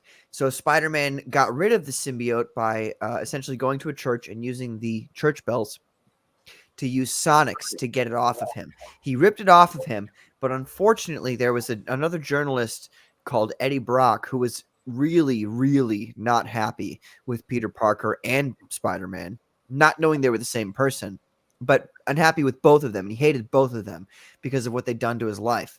And then the symbiote drops onto Eddie Brock, and Eddie Brock becomes Venom.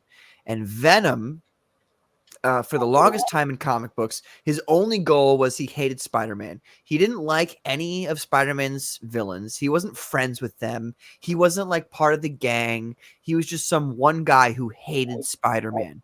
Eventually, at a certain point, Venom realized that his hatred of Spider-Man, their hatred of Spider-Man, because they see this, like the symbiote and Eddie are in agreement with one another, but they're not exactly the same entity. So they call themselves we. And they agreed that Spider-Man's existence wasn't their biggest thorn in their side, but they really did hate people taking it out, people committing violence against the innocents. So Venom decided to become the lethal protector, as they call him. He would just fucking murder people who would try to go after innocent people. So while at the same time he hates Spider-Man and he'll fight Spider-Man, and I'm talking, up until 98, essentially. in the comic book sphere, because that's what I consider realistic. Venom was an enemy of Spider-Man, but also the lethal protector of San Francisco. And so, yeah, Venom is an amazing character who, like Sandman, shows that he is capable of turning to good, but that his main hang-up is with Spider-Man, which is why I like Venom so much, because not only does he have all of Spider-Man's abilities because he was given them by the symbiote being attached to Spider-Man, but also Eddie Brock himself is he works out a lot. That's why he's so much bigger and more muscular than Spider-Man. Like, Eddie Brock is a lifter, and so that's why he looks the way that he does. So yeah, that's my backup of Venom. Mr. Selfstruck says Pat was playing the long game. Scorpion and Sandman were just false starts. And Cammy says, I don't really know much about Marvel. Cammy, I'm going to forgive you for that statement. I've been so nice to you this whole stream, but you really cut me to the core there by saying that. And I'm just going Cammy's winning points here because this is a good thing. All right, it's your turn. It's your turn. Okay, all right. Let me share my screen. Yeah. And it's interesting because you're right. Now we're getting to the top 3. Yes. And it's pretty much the upper echelon of characters. Yeah. And so it's gonna be interesting. I'm calling my character here. I was thinking you're gonna use Raish. Let's see. Well, it's interesting because Venom, some things are just divine providence. I swear. We had Freeze versus Mysterio. Similar costumes, right? Yeah, now you're saying Venom is against. You're saying Ra's al Ghul, who's known as the Demon's Head, Demon Venom. Well, looks like you're right, Pat. I've chosen Ra's al Ghul, the Demon's Head, as my next choice. Now, here's the thing: Ra's al Ghul is an epic character. Okay. Actually, not everyone is that familiar with him because he hasn't been in the movie. Well, he was in Batman Begins. Not that great of a portrayal, to be honest. The animated series gave him a great portrayal. This is Ra's al Ghul's background. Let me give you a quick rundown. A mysterious figure, worldly individual who lives near the Middle East in the desert. He has a desert stronghold. That's what he's known for. Obviously, comes from wealth or developed wealth and developed his own private army, right? He's a man of worldly interest and a secret society known as the Deadly Shadows.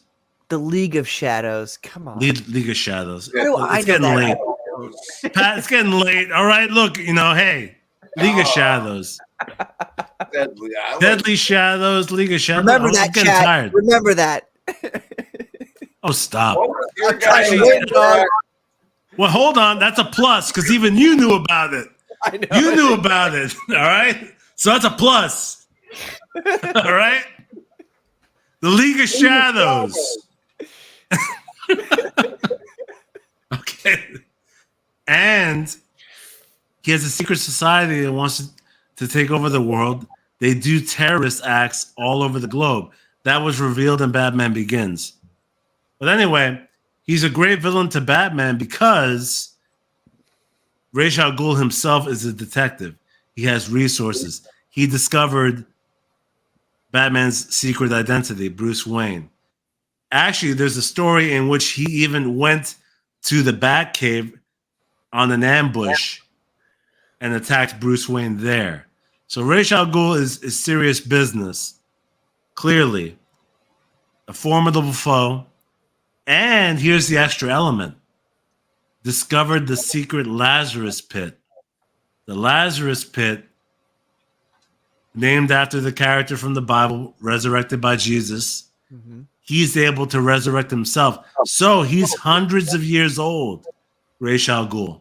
Look, this is just a badass character overall. He fights by sword. He fights Batman in the sword fight. Hence this image I'm showing you. And let me show you the second image.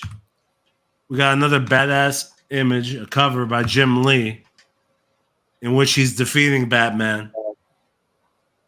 It's sick. It's just great. Ra's al Ghul, you know, talk about an evil, mad genius villain, powerful, Lazarus Pit. He's immortal, and his daughter Talia al Ghul ends up becoming the mother of Batman's son, Damian Wayne. Turns out Batman has a romance with Talia al Ghul. Damian Wayne is the son of Batman and Talia al Ghul. So, Ra's al Ghul, stepdad, or father-in-law of Batman.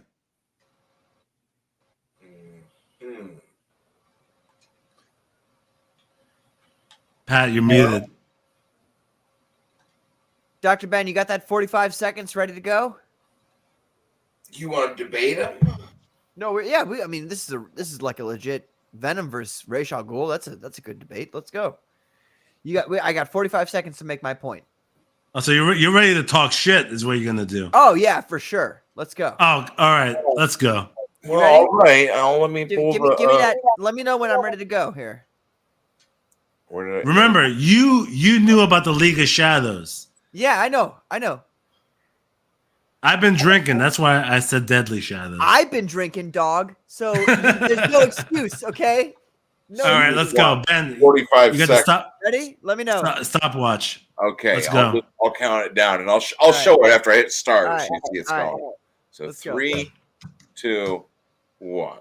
Okay, first of all, Ra's al Ghul is so forgettable that Carbon couldn't even remember what his entire assassin organization is called. I mean, come on. The League of Shadows, it's an incredibly easy name to remember. Secondly, the dude uses swords. Who else uses swords? Gay men. Okay?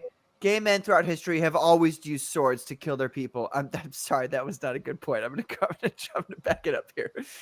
Venom. Venom is a fantastic character, way cooler than Ra's al Ghul, because first of all, Venom has conflicting opinions, right? He's got the symbiote telling him what to do, which is constantly violence, carnage, all that kind of stuff. No pun intended. By the way, I could have used carnage, but I didn't because I thought it was cheating. So I used Venom, who is a conflicted individual, and that's why I think he's so interesting. Is that my time? Damn it. Okay. In conclusion, Stop. Venom is a complicated individual. You're done, Pat. All right, All right, let's go. 45 seconds, man. 45 seconds. Let's go. And also, I just would like to point out that I'm right all the time, ever. That's what I said. Okay, I'll do the same thing. I'll count it down for you then, Carbon, and 45 seconds. In 3, 2, 1. All right, so Ra's al Ghul, recognizable, great design, great concept, great master genius villain for Batman. Discovered his identity. He's a good, formidable villain. Dangerous, runs world organizations. The League of Shadows. Yes, I said Deadly Shadows. Look, it happens. It's a hiccup. But the fact that you knew about it is a credit to him. You got to admit that. Anyway, the sword fights are badass, and he ends up defeating Batman in some of these sword fights. So that's cool, too. And his hot daughter, Talia al Ghul, great character, and the mother of Damian Wayne. Done. Wow. You had to, this is Carbon Heart's entire thing, ladies and gentlemen, is bringing up the thirst trap. His hot daughter, Poison Ivy, Catwoman. You know what I mean? I've brought up dudes with giant malleable dicks. Listen, Pat, we live in the world of men and women, and you made the point of talking about gay sex for your character. I made the point of talking about a hot woman for my character. All right, buddy? I have learned a lesson here. You're going to have to prove yourself next time, Pat. I hope your next two characters, you got something better to say than that. All right, folks. You have I'm gonna wait till 47 hits on my computer here. But you have until now until 48 on my computer to tell us who you prefer, Ra's al Ghul or Venom. Let's get Johnny and Ben's votes first. Yeah, Johnny, what do you think, Johnny? I'm going to go for Venom on this one. That's one. That's one right here on the left hand or the right hand here. Thank you. I still like you. I still like you, Johnny. It's okay.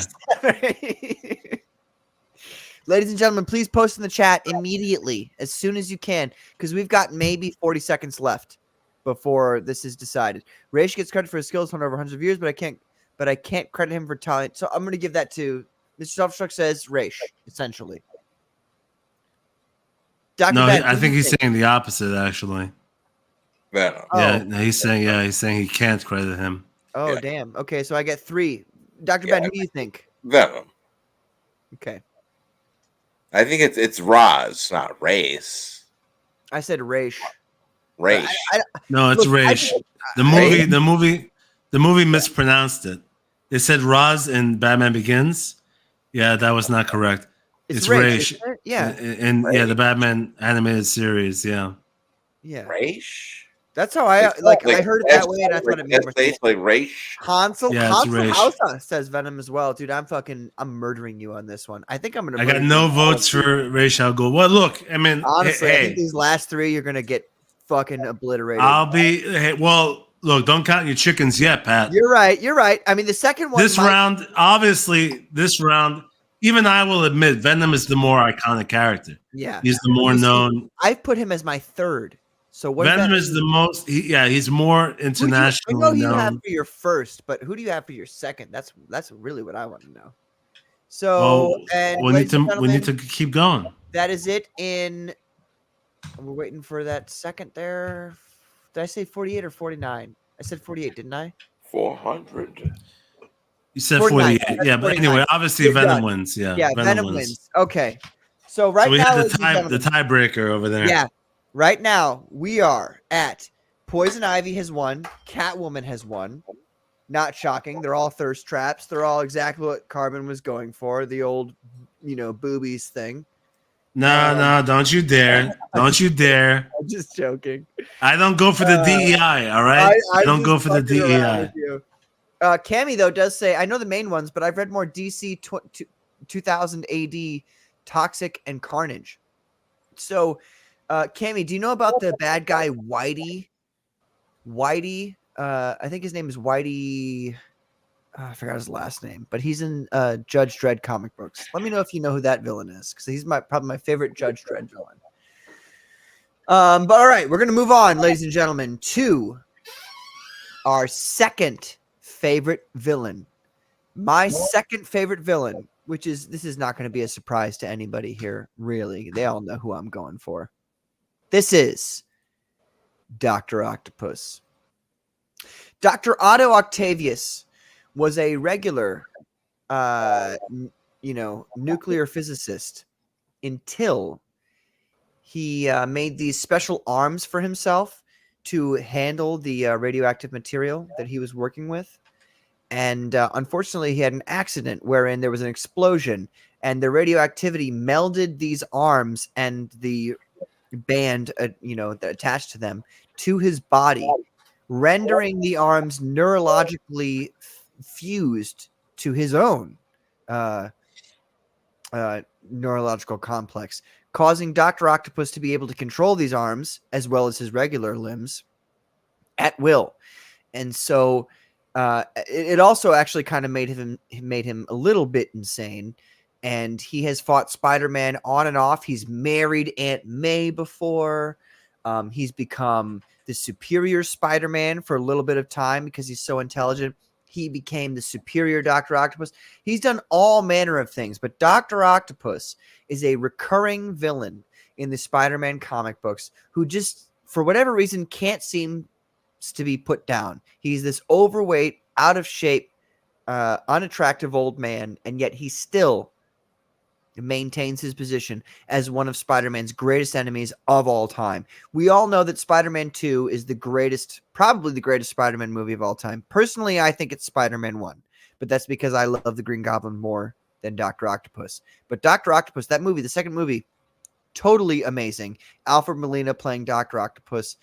It's one of the greatest comic book performances of all time, and it will stand that test till it still stands that test to today. So, with that, I will read what the chat says, and then I'll turn it over to Carbon. Mr. Selfstruck says, lol. He says, John Malin is Doc Ock. That's kind of funny. And he can't see it, actually. That's actually super funny. Okay. So I will Carbon? proceed. I will proceed to sharing my screen. So that we're at this is number 2 now. Yeah, number 2. On the roster. We're going, next is going to be number 1. Number 2, Doc Ock versus now a pretty serious character. The world knows him, and you pretty much can't deny the power. And I chose a fitting image. Probably actually the most iconic image of this character. And we're going with the violent, brutal cover of Bane.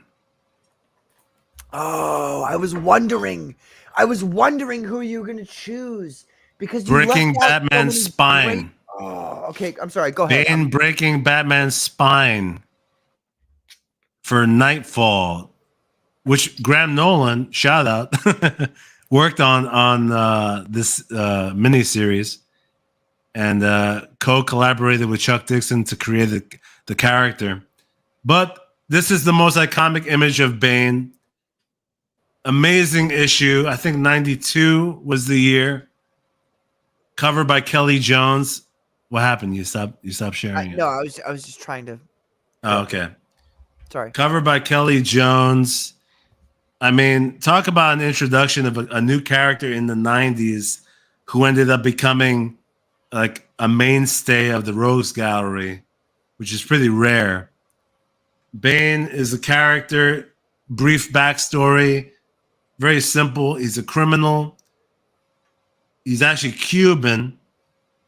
He escaped from prison, found his way to acquiring a drug called Venom, coincidentally, which gave him this superior strength and pretty much roid rage to give him superhuman powers. But at the same time, what makes Bane interesting is that he also has a brain. So he was capable of defeating Batman mentally as well, found out his identity, went into the Batcave. That's on this cover, you could see that he's in the Batcave. So those things in the background are in the Batcave. Mm-hmm. Mementos that Batman owns. So he actually fought him in the Batcave. Historical scene in which he breaks his spine and cripples Batman temporarily, leading to the creation of another character, Azrael, who needs to take Batman's place during his recovery. And Azrael actually ends up fighting Bane and defeating him. But yeah, I mean, look, not much needs to be said. Bane ended up being in the movie. Everyone knows him. Awesome character. He's a badass. My second image for Bane here. Another awesome cover by Kelly Jones. Oh, that's part sick. of part of the same Nightfall That's saga. almost All better. the covers. Oh, that's sick. Yeah. All the covers from this saga are amazing by Kelly Jones. Freaking awesome. What is that saga And- called, Carbon? Nightfall. Nightfall. I'm going to write that. I got to Yeah. read that.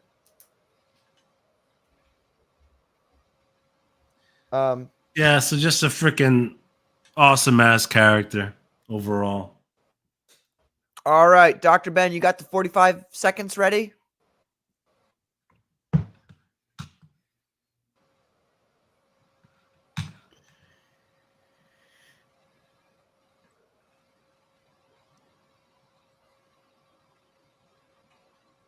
Ready? 3, 2, 1. Okay, so the point about Dr. Octopus being a greater villain than Bane is that Dr. Octopus is significant. Well, you gave me 5 seconds. I got 5 seconds here. Is significantly more intelligent than Bane. He's a villain that's been around for a lot longer. Dr. Octopus has been around for, I think it was issue 6 of Amazing Spider-Man.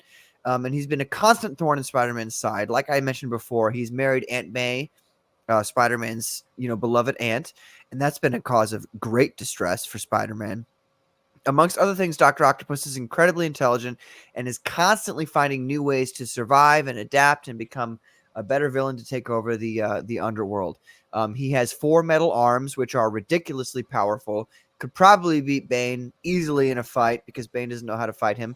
And Dr. Octopus, I got to be honest, is one of the greatest villains of all time, mostly due to his background as being a total nerd who eventually became super powerful, and that's really the reason that caused him to turn so evil.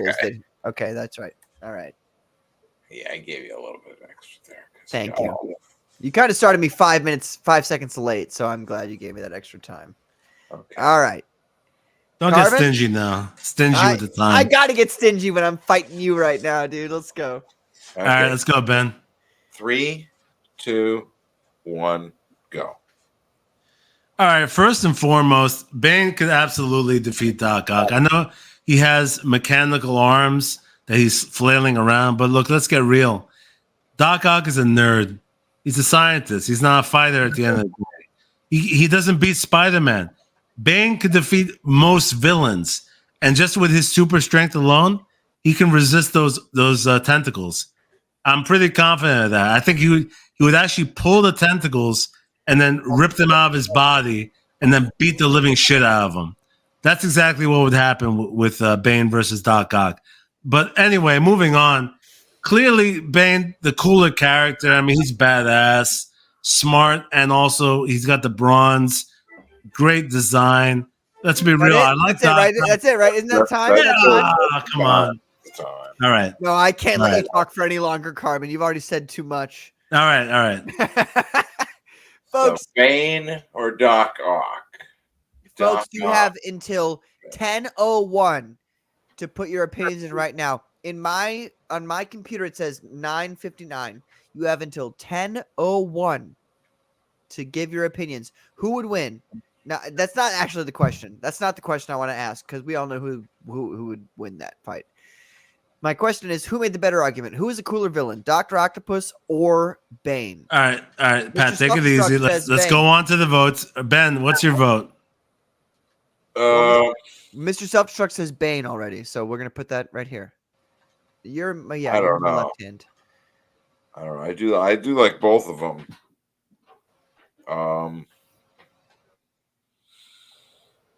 Do you need a second, Dr. Ben? Let me go get. You know what? I got 2. I gotta go get a refill here. Yeah, I'll send some. I'll send some. No, you know what, Ben? You don't get to run away. No. Yeah. Let us know now. Frederick Lamont says Bane. What's your gut feeling? My gut is saying Bane. All right, that's your vote. You want me to give my vote instead? Dr. Ben, Johnny, what's your vote? Wait a minute, Dr. Ben, go get your beer and tell us if you think Dr. Bane, if it's Bane when you come back. Johnny Scab, you're gonna say Dr. Octopus, right? I know you're gonna say that, right? Normally I would have picked Bane, but I'm picking Dr. Octopus purely because Bane's a bit of a gimp, and got him with the homophobia. Wait a minute, hold on. Johnny, wait a minute. With your mask, you're calling someone else a gimp? What's going on here? No, but Bane, Carbon. Bane is like a slave to Poison Ivy. He gets used. He's just rammed. Okay. That was just the movie. Now wait a minute. I feel like I have to be fair. He's a servant. That was just the movie, though. I love you, Johnny, but I have to be fair and say we can't include that opinion because you're like you said, Doc Carbon. It's just the movie. It's not actually bad. Yeah, that only happened in the movie which was terrible by Joel Schumacher. Bane was not a slave to anybody. All right. Excluding. But anyway, no, but you're free to your No, vote. wait. Look, Let him say what he says after that. But even excluding the movie, he's still a bit. He's a bit like.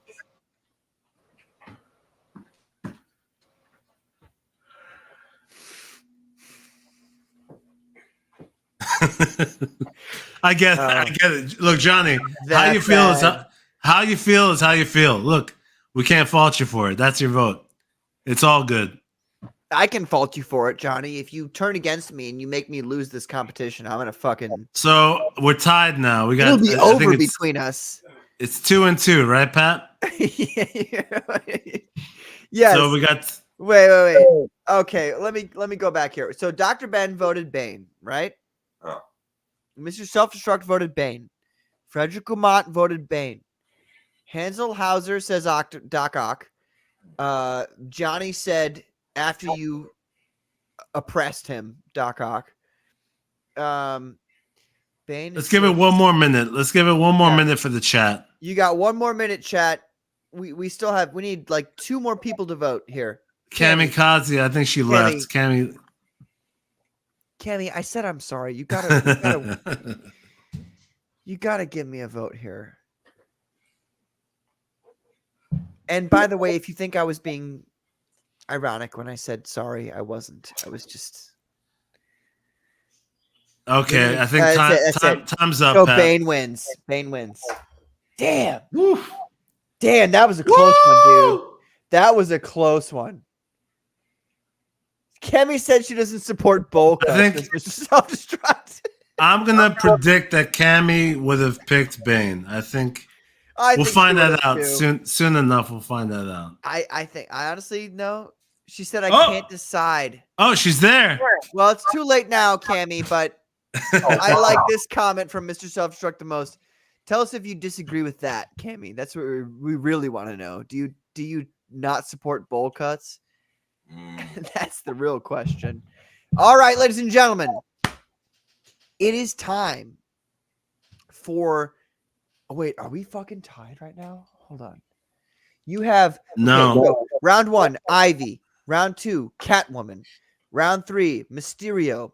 Round 4, Venom. Round 5, Bane. So, ladies and gentlemen, this right now. She. Oh, by the way, Cammy says she does not support bowl cuts, which is an official. Bane backing there, so she can't support that. She can't support the bowl cut. Yeah, no, I mean, who can? You know what I mean? So Bane won that round. Right now, ladies and gentlemen, this is for the tie. Like, if you give me this tie, if I win this round right here, the number 1 Spider-Man villain versus the number 1 Batman villain, then we will be forced to go to our 7th villains, who are not our number 1s, but they're like backups in case this happened that we tied. Carbon, do you have a backup? I do have a backup, yeah. Excellent. Okay. So this is it. This is the fateful moment. Yeah, I mean, like, if I'm a comic book fan and I'm being real with people, I'm not even going to say that. I'll say it afterwards if it comes to it. But I feel like I know how this is going to go.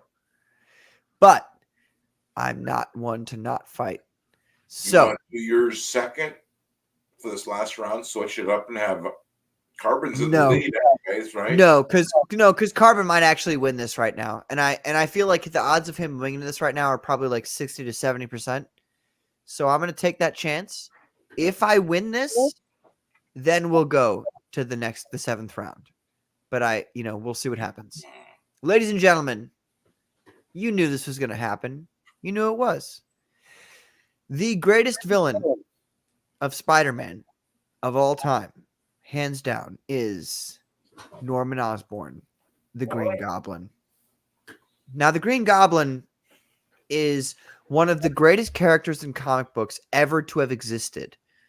This is a man who started as a rich, pampered boy whose father made him feel guilty for every penny, every dime that they spent in their family.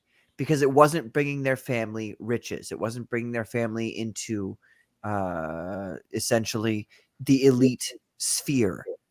Now, so Norman Osborn spends his entire life affected by the expectations of his father. And so eventually, at a certain point, he turns to this goblin serum that he's created to give himself superhuman abilities. Now, the thing about it is he's testing this serum to give it to the government and the military because he knows that they need this serum to create super soldiers.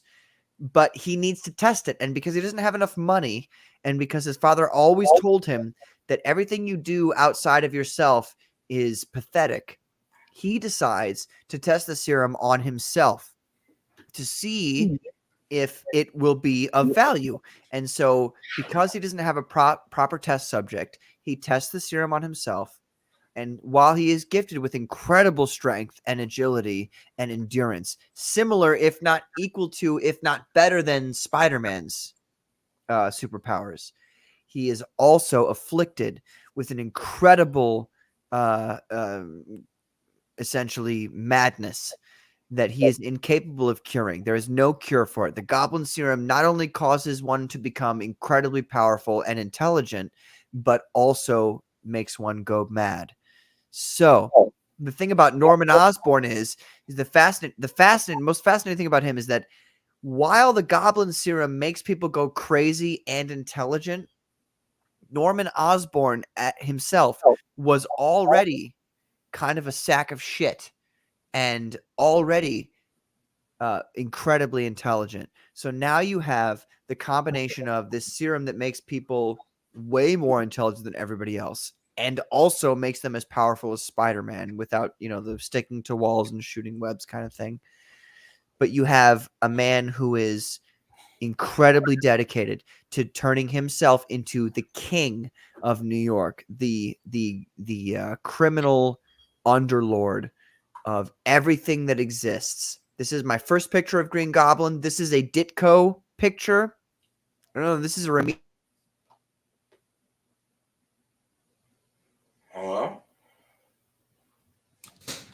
Pat, you just cut out. Your audio cut out.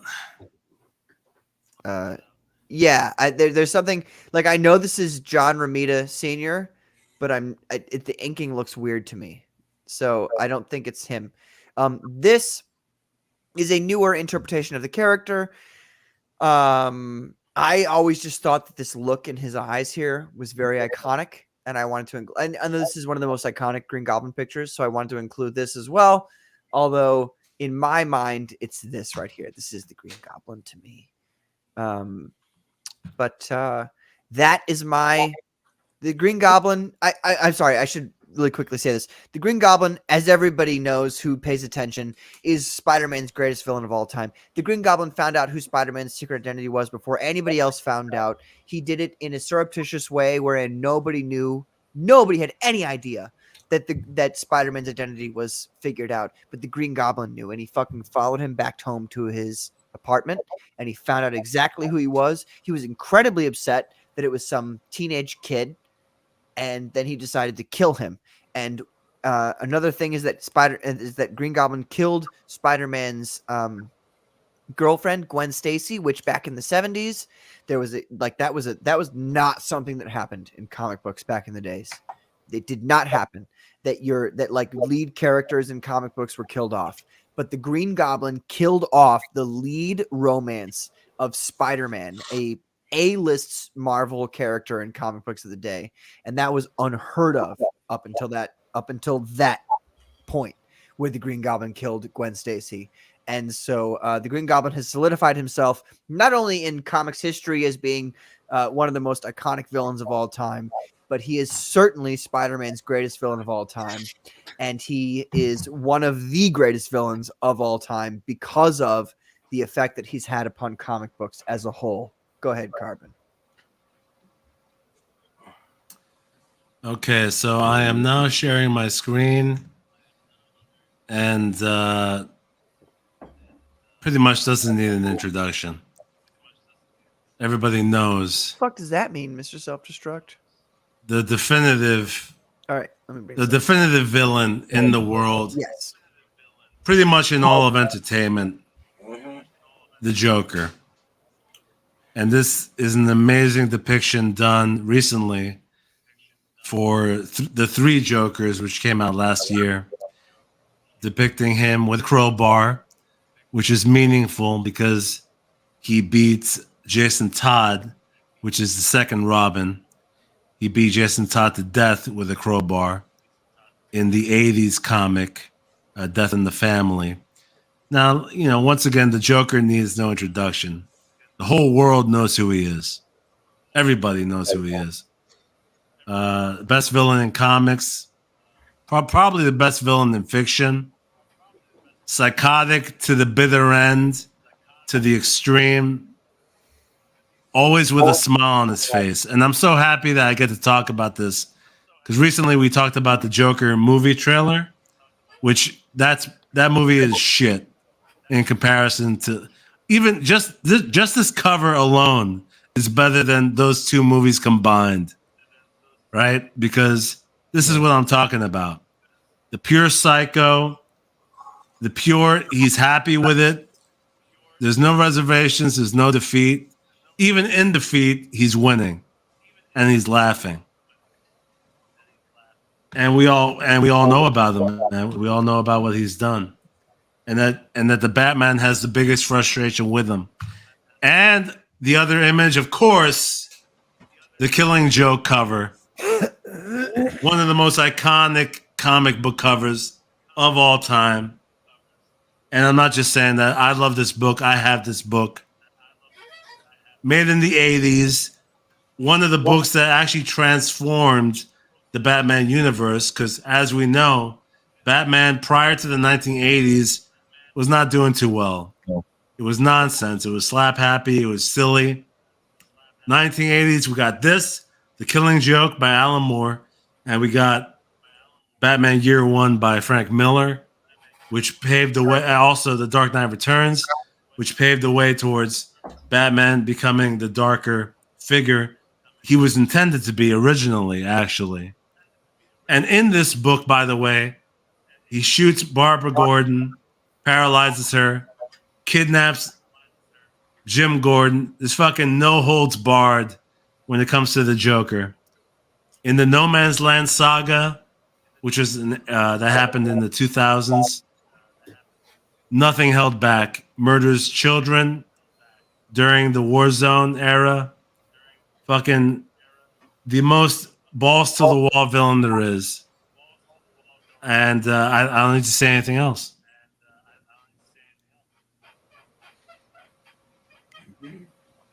Honestly, you really didn't need to say anything at all. Yeah. I got to be real. Like, Cammy says, Willem Dafoe would be so good as the Joker. But Cammy, yeah, you're right. But like, wasn't he amazing as Green Goblin? Like, think about that. I'm sorry. I'm shamelessly trying to win here. All right. I'm going to give. So, Dr. Ben, you got the 45 seconds ready? This is actually one where I need it. No. No more. He says no. No. So I'll talk until I'm What done. you say All about the Green Goblin? Do you just want to skip the 45 seconds? I think we already said everything. No, I don't really. We could say about no. Like I think the Green Goblin is a better villain than Joker. I really do, and I think the reason why is because the Green Goblin is a character who is a regular guy who he makes a mistake, and pride is his biggest. Hold on before you continue. Pride. Let's start the clock then. Let's start the clock, Ben. Okay.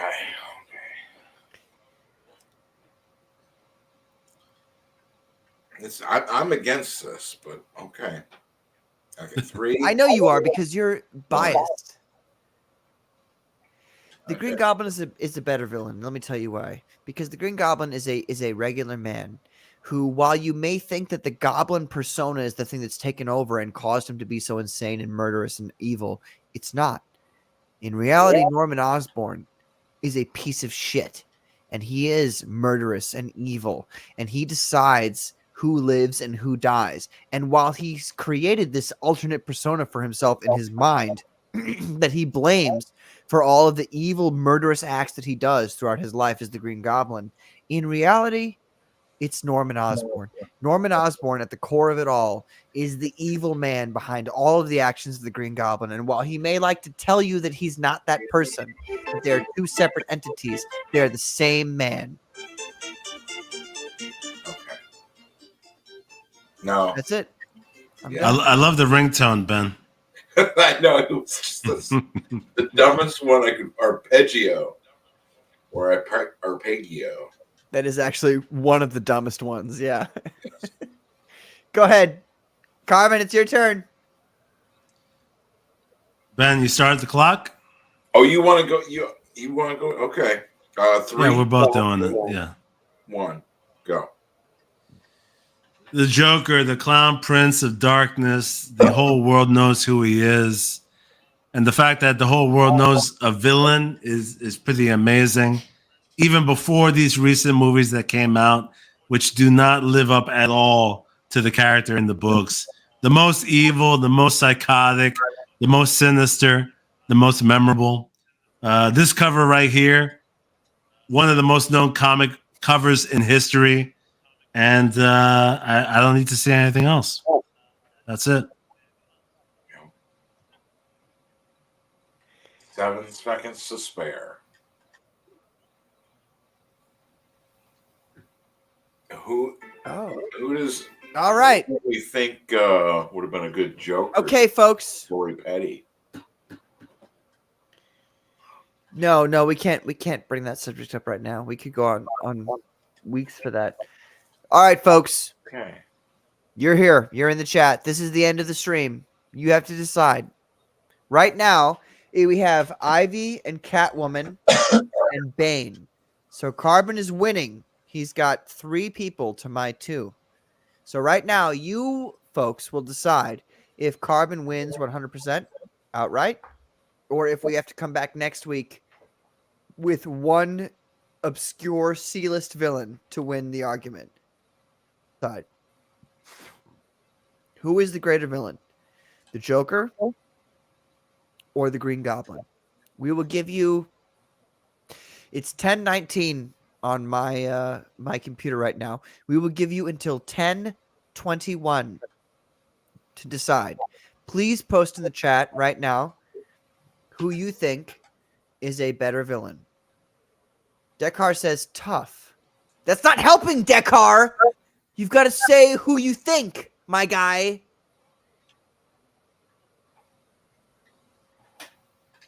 Mr. Self-Destruct says Joker, but the lightning round is tempting. That's a Joker vote.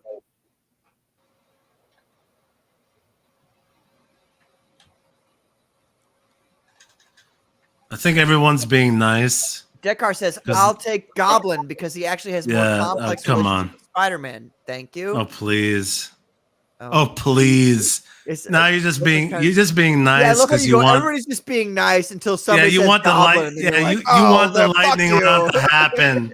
You want the lightning round to happen. You're being nice. Come on, people. Let's go lightning Hansel round. with the clown Hansel faces. says, yeah, I'm gonna Joker. assume that's a Joker. Let's assume that's a Joker right there. They're Joker. All right, we're 2-1 right now, folks. 2-1. The right hand right here is Goblin. This is the Joker hand. Who's voting for the Goblin? Ben and Johnny. Who's Patrick. Johnny, you voted for Goblin? No, I'm voting for the Joker. Fuck. Damn it. It's gotta be. It's gotta be. Dr. Ben, are you voting he's for being Joker? honest. Obviously. That's Frederick. And then Dr. Ben. So I'm fucking done. It's over. You guys are all fucking stupid, okay? Listen.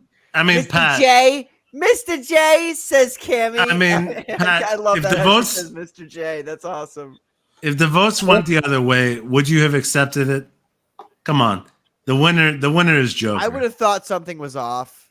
But I love Green Goblin so much that I'll be honest, it was a great match. It was a great matchup, though.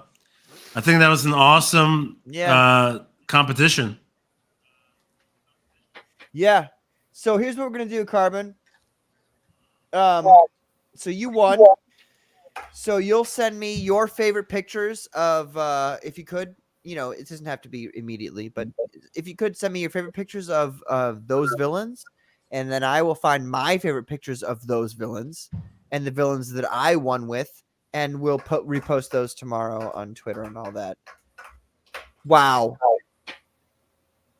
What a great, I knew Joker was going to win that argument. No, like I knew, because Joker is like, I don't know what there is. There's something about Joker that's more iconic than Green Goblin. I don't know how to, like, other people feel that way. I don't feel that way. I feel like the Green Goblin is more iconic, but other people do feel that way, and I accept it. So, well, the Joker is just more evil. What a great debate, though. Yeah. I don't agree with you. Like, I think you're wrong. But Joker's better. No, but that requires a longer, like, ooh, let's delve into the comic books conversation, which we can't have right now. And also, like, the people aren't going to be interested in that. I understand. I understood. I understand why people choose Joker. I get that. I get it. You know what I mean? It makes sense to me. No, bro. No. Like, okay, goddamn. Am I gonna have to give like a Green Goblin like seminar next week? I guess I am. That's what's gonna happen. You see what you've done to me, folks? You made Carbon win, so now I'm gonna give you a Green Goblin sermon next week. Anyway, ladies and gentlemen, thank you so much for showing up tonight. We really, really appreciate it. Johnny, thanks for showing out tonight, man. I know you didn't really get to talk about. Wait, what'd you say? What? Gene Wilder? I said you went Gene Wilder on us. Oh, yeah. He went, Patrick, you basically went, what is it? You lose! You get nothing! Good day, sir! Good day, sir. Yeah, right. Johnny, you have got to figure out your internet, my guy. Your internet is so shitty. Like, it prevents us from having an actual conversation with you. I'm not. We need to get him. I'm just saying, like, Starlink. Yeah, we want you to be able to respond to us quickly, because like it's. No, bad, we'll get it for you, Johnny. At least a 5-second delay. We're gonna hook you up with some Starlink from Elon.